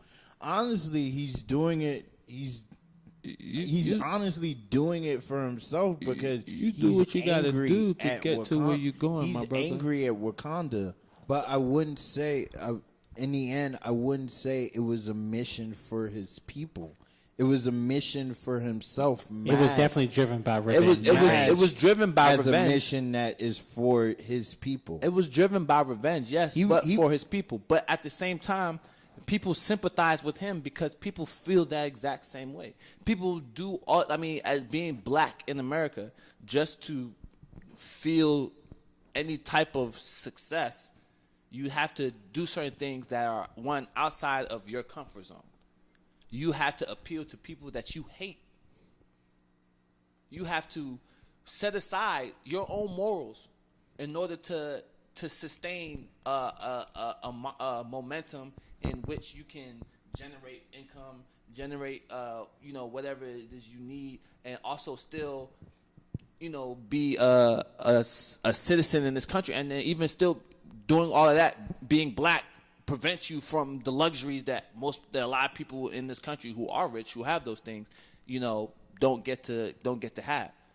I mean, there was definitely another way for him to have done this, even though his rage and intentions drove him this way. I felt like if you realize that it's hard to forgive him for his transgressions, even though people can sometimes feel like this is the only way that I have to get to this point, is the fact that you can't really ignore the things that he did, albeit understandable how he would think he would need to do this in order to sympathize with this character. I think maybe it's where you're getting at, right? A little bit. Yeah. So then we see Eric on the throne, and I actually thought his fashion here was excellent. They had the robe that was like cut Oh, off. I like the pretty cool. The camera pan when he was walking. Oh yeah. And it flipping around. That was.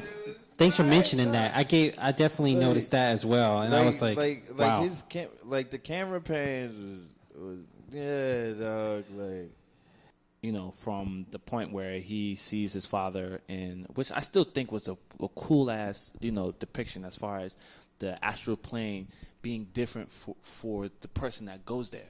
Right. Not just being a simple place that, you know, Right. whoever goes there sees the same thing. Like, no, you go there and you see what is pertinent to you, that's to your life. And T'Chaka, he goes to the spiritual world, and it's their apartment. Right. The only world that he knew from that. I mean, the only piece that he knew before his old world was shattered. Right. Before he found out the death of his dad. Like, that was his world. That was his piece for real. And, you know, for him to even go through that entire recollection of finding his father's things and going through his things and learning of, you know, there's so much more to know. And then, boom, sees his father. What I tell you about looking through my stuff, and then they have that talk. Yeah. And I feel like that talk still it was very sentimental. I almost cried at that part, for real. Only because when the father asked him, "No tears for me." Yeah. I skipped over that, but that was that part was very emotional, because it's like you're doing all of this to avenge me. Because you've lost something along the way. You've lost, like, I'm what you've lost. I'm the reason why you're going through this, you know, crusade. You've lost your complete you know, innocence. now that we, you know, reconnected it in a sense, you know, you've lost something else. Right. You know, because, like, you innocence, whatever it may be, like, you, like, because now, as your father, as I'm having this conversation, at that point, it could have been squashed. It could have been like, yo, you know, you don't necessarily have to do this, because, you know, it's so much things that has happened that's beyond your understanding that, you know, taking place, and T'Chaka would have had an That's what I was waiting for him to say. The thing about his dad kind of already knew he was already in too deep. He really couldn't say nothing. No, he could. He definitely could. Mean, that's because I mean, but listen, as soon as he said no tears for me, he was like, it doesn't even matter. Everybody died. Everybody dies. Right. There was nothing his father could say to bring him back, and at that time, that could have been one of the reasons his dad was crying, because he saw, my son is gone.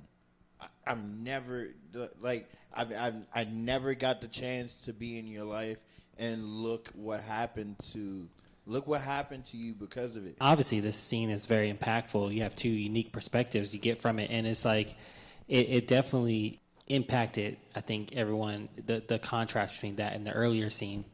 Probably my third favorite part of this movie, going to see M'Baku again. M'Baku. First of all, I loved his kingdom. I love the way it looks. Yeah, the snowy fields and mountains. I wanted to spend more time there. With the gorilla hoods up there. Yeah. And going into this movie, I did not know that I would like this character, or that it even existed. I knew of Manape, but I didn't know that. Man, there was something magical about going there. And then when Agent Ross, and I almost gave this 50 points as well. When Agent Ross was talking and they started like, no talking. You do not speak. He's like, I will feed you to my children.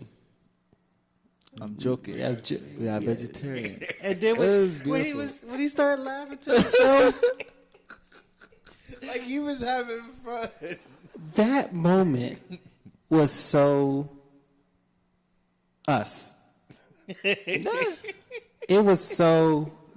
That was also a sight into what African joy looks like. Yeah, you know, just careless joy. You know, there's lots of levels when it comes to that. So seeing M'Baku do that was very, you know, heartwarming, especially during, like, you know, such a tough time. Tough time that was going through. Yeah, and him just like, okay, especially when when she said, "My son was murdered in ritual combat." Were the odds fair? Were the odds fair? Yes, that sounds like a defeat. Yo, that's real life though. Like that was real life. Like, bruh, I don't know what to tell you, fam. It sounds like you just lost. What can I do for you? But then, oh, man, but then the humility to not take the herb and give it back to his man, telling the truth and actually revealing that he had T'Challa the entire time. He let them go through that entire thing, kneeling down, doing all this stuff. So great, so like, good, begging, like pleading to him, dialogue, just for him to just say, "Come with me." And so they really in that moment, I realized they set up what could be a beautiful Black Panther 2. I'm like, oh, but with great writing, M'Baku could be Black Panther's greatest villain, because especially if he gets some kind of, if he smited the right way, if they create that rift the right way, and especially we'll feel it more because we like him. Yeah, right. That's we sympathize with him more than we sympathize with Eric Killmonger, and it's like I was just like, man, this character. And then after Black Panther woke up, his resolve, he's like, you have an army, you should help us. He was like, I will not help you. I bet you would. I bet you would need an army, huh? But I no. would not help you. Great writing. I would not die for you. I will not give Jabari lives for your cause. Hey, yo. It was great. Listen to, bro. It was great. Hats off to you, brother. Hats off to you. Yeah, shout out. Fantastic. Hope to meet you one day. After that part in the movie, everything else to the end, I stopped taking notes. And I'm going to tell you why. I didn't care too much for the rest of this movie. From the back, it just... Wait, from the last battle scene? Everything. From the moment they left. The moment they left. Oh, okay. It just started going downhill for me. Like, the Civil War made no sense to me. It didn't. I can shed a little bit of light on that, only because, like I was talking about earlier, when they had a scene between Nakia and Okoye, and Nakia was pretty much, and we didn't mention that, but that was a powerful scene. And Ryan Coogler said that was the most powerful acting that he ever seen. Right. Yeah. To me, Okoye on one scene killed that scene. That was beautiful. Yeah. Which one? The scene where she was saying, "I'm loyal to the throne." I'm loyal to him. Yeah. Like, there is nothing that I can do. Yeah. Because my loyalty to this throne is what proves my loyalty to Wakanda. If you want to do something about it, you can do something about it. I cannot help you. And she said it with such conviction. She said it with so much conviction. I loved it. I believed her. Absolutely great. And I felt sympathy for her, because it was like, yo, to be put in that situation, how does that feel? The challenge had not ended. The challenge still had not ended. So technically... But technically, the challenge did. I'm sorry. I'm with Eric on this one. All that challenge shit is over with. When he said that, That was I a great felt line. that. That was a great I line. felt that too. I was like, Nah, bro. nah, dog. Cut it. There was Fuck all still... that shit. First of all, where you get your powers from? First of all, nah, dog. This ain't true. Nah. Get all that shit. Nah, come on. I take a little something back. There was still great dialogue. And so this brings me to my least favorite character out of the bunch, the main bunch. And it has to be W'Kabi.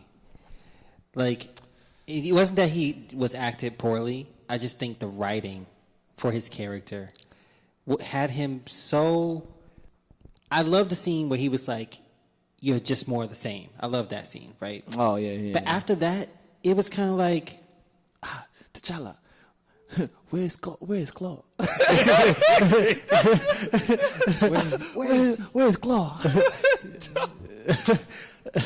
That was great. But here's the thing. Like, he slipped out of our hands. I love how he checked Okoye. Yeah, he slipped.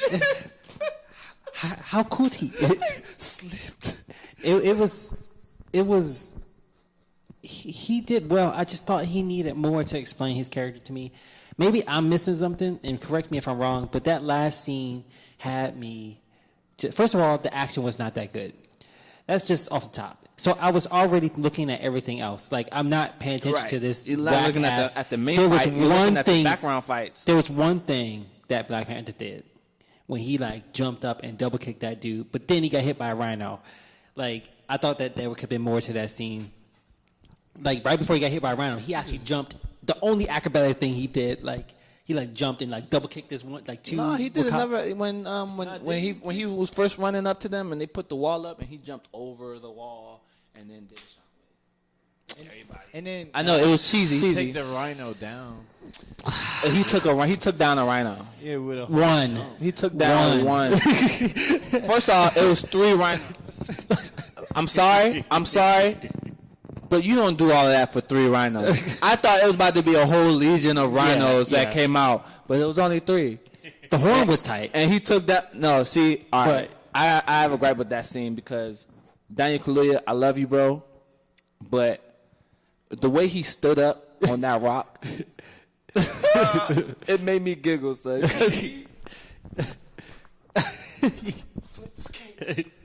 It's just... I was in that joke laughing, bro. Like, bro, I'm sorry. That was petty, son. Why?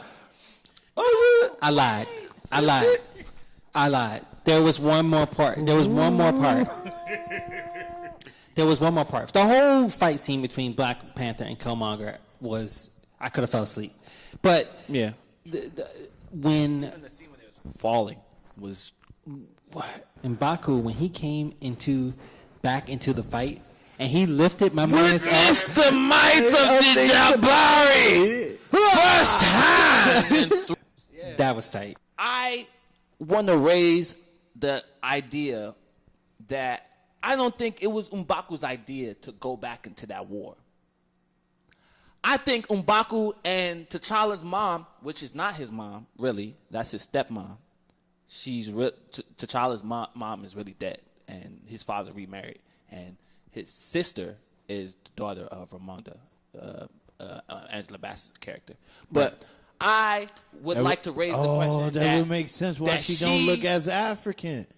I mean, she's still African. It's just they picked Angela Bassett. They could have picked any African lady. Right. It would have been. I mean, but because I forgot that she was left. She was left. Yeah, she was left there. I don't put it past her without a doubt that she convinced M'Baku to go back into the war. Delete a scene. That's the deleted scene. I do not think without a shadow of a doubt that M'Baku just sat there while his mom was there and she ain't say nothing. You about to let this nigga go out to war by himself? M'Baku, how dare you to let our king go and fight just for one more scene, just for one more clap from M'Baku. I need one more. I need it. So there's one more thing I want to talk about in this film. I didn't really like Shuri's fight. I thought that she should have been more athletic. Yeah. To be honest, yes. I did think Shuri should have been a little bit more acrobatic for the simple fact that the entire Panther tribe are they're a warrior tribe. Because you remember when they in the comics and stuff, she was all the women can fight. All of them could fight. I do think her tech that she should have been used, stronger.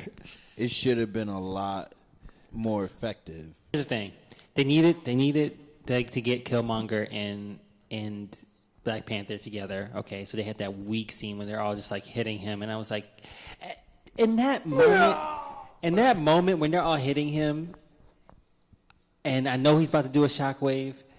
We all know he was going to do a shockwave. Like that might have been one of the weakest shockwave setup. I was like, no, when no. I love that part too. For the necklace. Oh yeah, well that part was good too. I gotta give that props. But I thought the Dara Milaje fight with him wasn't too great. I didn't think so neither. Even for one of them to even had died. But here's the thing. Like one more thing I have to mention before I get to this last scene that's really controversial is when the rhino licks the hand of Okoye. And then they just stop fighting. Would you kill me? I was a little angry at that scene, just to be honest. Like, for Wakanda. because you had these great actors delivering these great lines for this stupid scene, and it was. It followed the theme that I did not get this Civil War at all. They're killing each other. Like, they're literally, like, rhinos are impaling women. Like, now, how many also people still have to remember there is nobody else fighting this war. There is no Asians here. There's no. Where's the merchant tribe? There's no Persians Where's here. where's the other tribes? It's just these two. It's only the Wakabi and his tribe and the Dormalaje. That's because Wakabi and his tribe chose to fight. Yeah, because they chose. How did the rhino stop for Okoye, but not that other chick that got mind impaled? you, there were the mining tribe. They were in the spaceships. Mind you, the different tribes were doing different things. I mean, the border tribe. But weren't we missing a scene?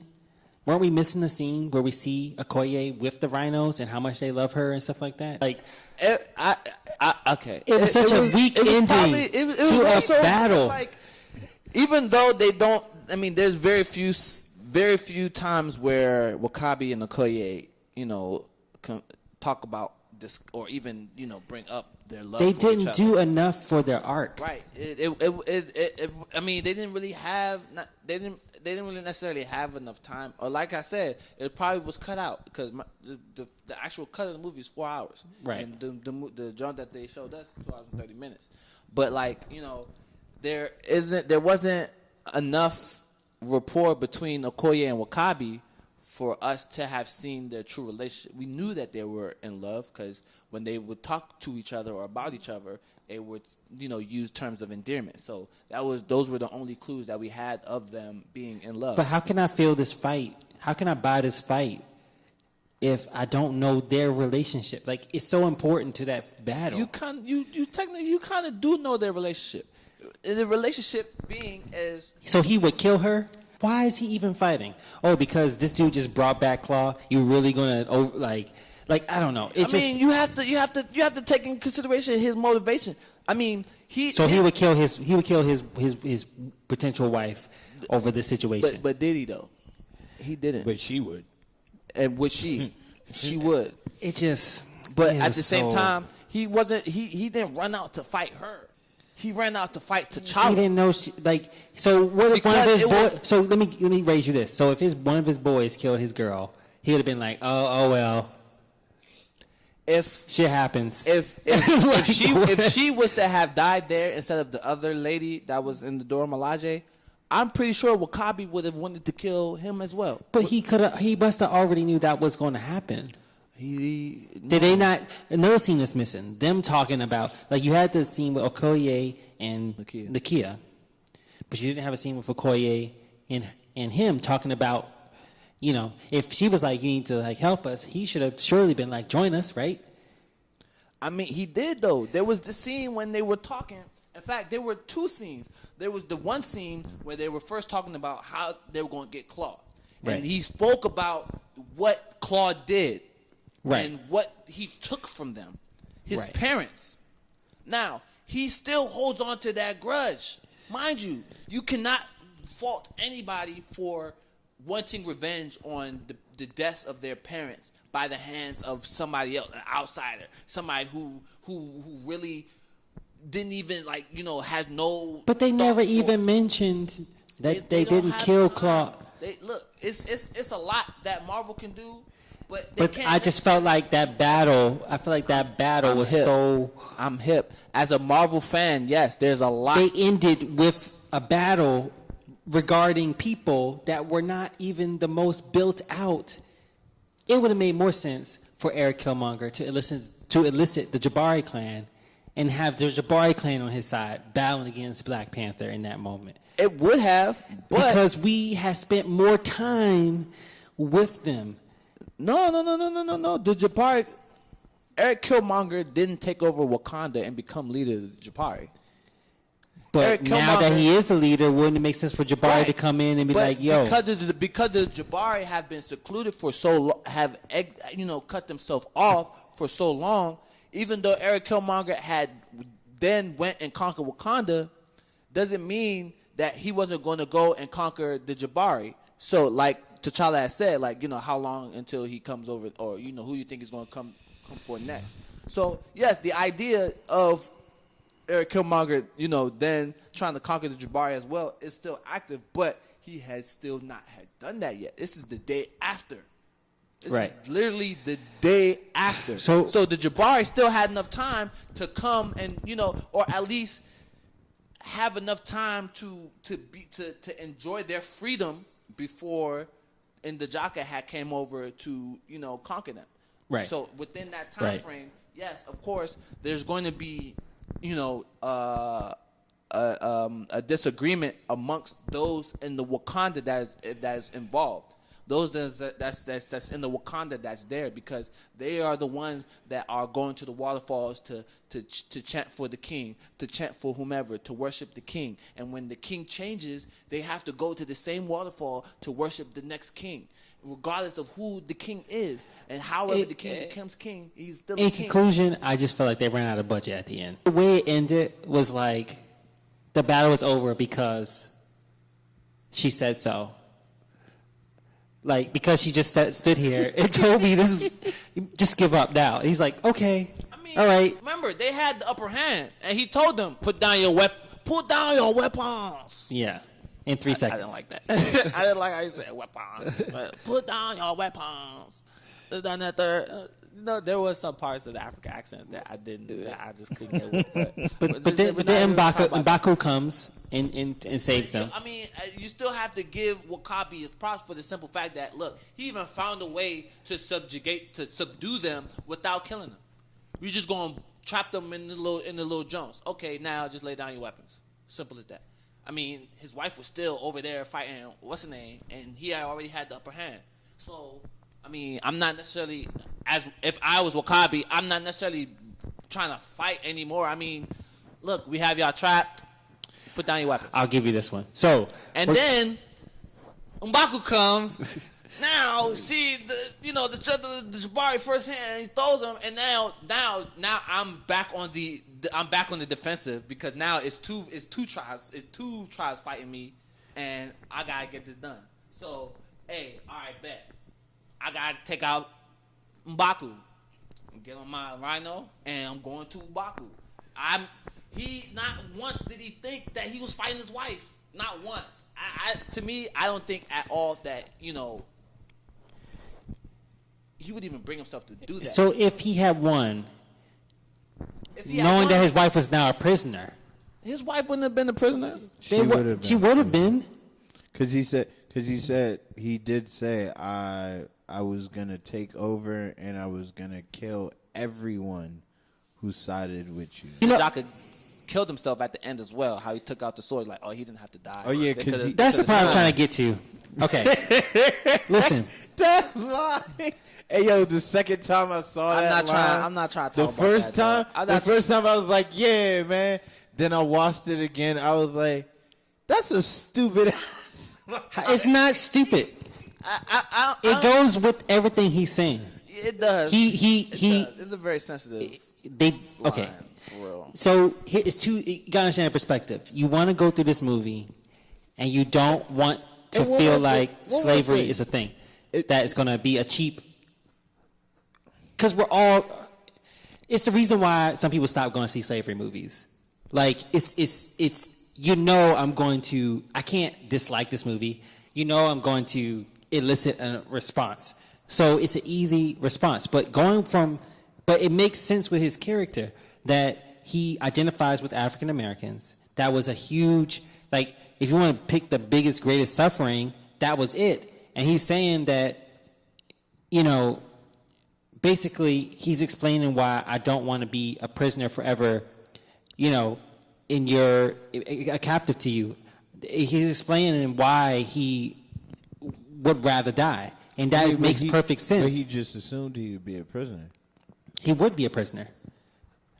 What would they wouldn't let him free? What? He would be. But the way. The way T'Challa. T'Challa talked. If I was T'Challa and the way that they were talking, T'Challa from jump was already on Eric Killmonger's side. He was already on his side. He never let him on to believe that, though. Of course he didn't. Because but I want to also point out the symmetry between, and I don't know if they're going to keep going down this line.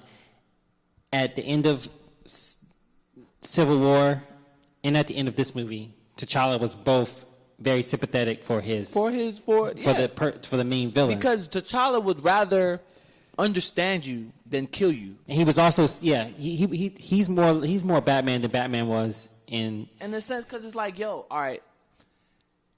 Even after when he caught Zemo, right? And Yeah. I mean, he already had told him, like, your time's coming, your judgment, this, that, and the third. You're gonna face your crimes, especially, for what you did to my father. But I want to understand what was it that led you to make these decisions? What was it? What caused you so much pain? What so much hurt? In order for you to decide then that you had to take all of these different, precautions, or, all of these different tasks and objectives in order to get what you wanted. And now that you've so much so seemingly got what you wanted, how do you feel about that now? Does it feel worth the entire journey that you took to get here? Are you proud of yourself? Because you should be, because you did a lot of damage. And if that was what you're seeking to do, you did it. But you did it to the wrong person. Here's the thing. Here's where I took it. Eric Killmonger was in bondage to his revenge throughout his life. He was a slave to his revenge. And it goes to show that the point he was trying to make was deepest made with that line, in the sense that I was in bondage throughout my life to this thing. He hasn't had a true life. And in that, T'Challa can feel the sympathy that he needs to feel for the other kids who are in bondage all around the world to their suffering. And that he was saying, ultimately, a life of suffering is not worth it. That's how much, I know you can save me, but that's not a life at all. And if you leave those kids out there and they're suffering, that's not a life at all. You might as well just kill them too. He didn't give T'Challa enough time to answer that. He didn't. Now, I think that in that way he was a plot device more than, because I think if in the reality of things, Eric Killmonger would have wanted to stay alive, and he would devise a new plan. Like that makes sense. And so I don't think it makes sense for him to want to die. But at the same time, it was very important for them to drive that point home in the movie to achieve what they were trying to achieve, which is to get T'Challa over. And I guess I accepted it because I liked the poeticness of it. I liked that was the best way to drive that point in T'Challa's heart. Do I agree with it? No, I don't, because I don't think that Wakanda should share their technology. I think it should help out. I don't think they should share their technology. That's two different things, in my opinion. But that's only going to end up. I can just see it now, where Agent Ross was like, "I was wrong. We were wrong to think that. I can already see it. That's a problem down the line." But I felt that line. I thought it was great. I thought that was great. And then, we see T'Challa back in the throne room with another fly robe on, or he just had a nice fit.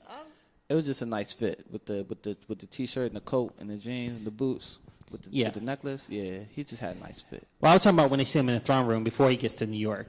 Oh, all right. Yeah, it was like short, and then they go to New York, with the and he said, "I bought that too. I like that." Yeah. No, that was Oakland. I'm sorry. Yeah, Oakland. And he had Bugatti. the kid. It's the name of the track of that scene right there.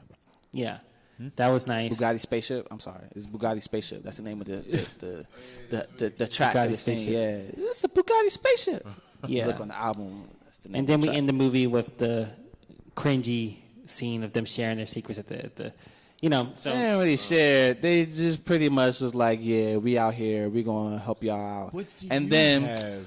Excuse me, King T'Chaka, no offense, but what could a third world country like Wakanda offer the rest of the world? Like it ends with the chuckle. Oh. We'll be surprised. final thoughts. Final thoughts. I feel like that could have been Black Panther 2, whereas Black Panther 1 was a more T'Challa-based movie that centralized the upbringing, that was centralized around the upbringing of T'Challa, and it kind of gave us a window into how and why he was so influenced by tradition, and was very close knit with his royal oaths and stuff like that, and pretty much just the struggle that he went through as a prince of Wakanda before becoming a king. And I know that probably could have been received as a Lion King-esque version superhero movie or something like that, but I feel as if this story that they told now was a little too soon. I feel like the story of Eric Killmonger and T'Challa fighting, or even just introducing that whole idea of what the conflict between the two main characters were, could have at least been held out a bit. But I see why they didn't do that. Is to follow along with the timeline that they have for the Marvel Cinematic Universe, because with Infinity War soon coming out in the next couple months, they needed to kind of just throw out a story there for T'Challa to piggyback from and on, so that his appearance in Infinity War is validated. But right. These are my opinions, and my opinions only, and I really feel as if this could have been a Black Panther 2 movie. How about you, Matthew? I enjoyed the movie. I enjoyed it all the way through, just about. Having this conversation about the end, it did make me realize, the end was kind of lackluster going into the end, and even the two scenes, the two Easter egg scenes were kind of like, all right, so just Bucky. There's more for you to learn. I'm excited. I want to see what they do with Black Panther 2, because there's so many. They already did Black Panther 2. This is Black Panther 2. But there's so much stuff. Like a lot of people don't know Nakia's character becomes a villain. Are they gonna do something with that in the next movie? And then they were talking about using Kraven instead of Killmonger as a villain. Mm-hmm. So where did they go with here? Do they expand more on Wakanda? Wakanda might get destroyed, and it's definitely probably getting destroyed in Infinity Wars. Does that go into 2? Wakanda is right. So it's forever, bro. Thanos about my final thoughts, and I've been adding in my points and changing my points. I thank you guys for having this conversation. I've changed some of my assessment of this movie for the better, I think, just having this conversation. But I ended up giving this movie, ended up getting 409 points from me. Out of? It's just it's like versus dislike. So I've liked this movie that much. I don't know where that'll end up at the end of the year, if I like a movie more. So you guys stay tuned for that, how this relates to other movies. But there was a lot to like in this movie, and most of it was the dialogue and the drama. And we've talked about 3 scenes that will always live in my heart. And the dialogue alone, it shows you how different it is when you actually have black writers writing for black people. Yeah, it felt like home. And it felt like home in a good way, in a sense that I was seeing stuff that I related to in a different capacity, in a capacity that wasn't stereotypical. And I enjoyed that a lot. I've said it throughout this whole thing that I thought that the action was very lackluster in this movie at times, and there was a lull in probably the middle some part of the movie that I had, but around the I think that with a bigger budget, and they definitely get a bigger budget. That's why I love seeing the numbers on this climb, because I'm thinking like if you look at Captain America 1 to Captain America Winter Soldier, Captain America Winter Soldier, there was a lot better action in that movie. You go back and watch that. My nigga. Oh, Civil War. oh, they about Oh, to, Civil War. Civil War.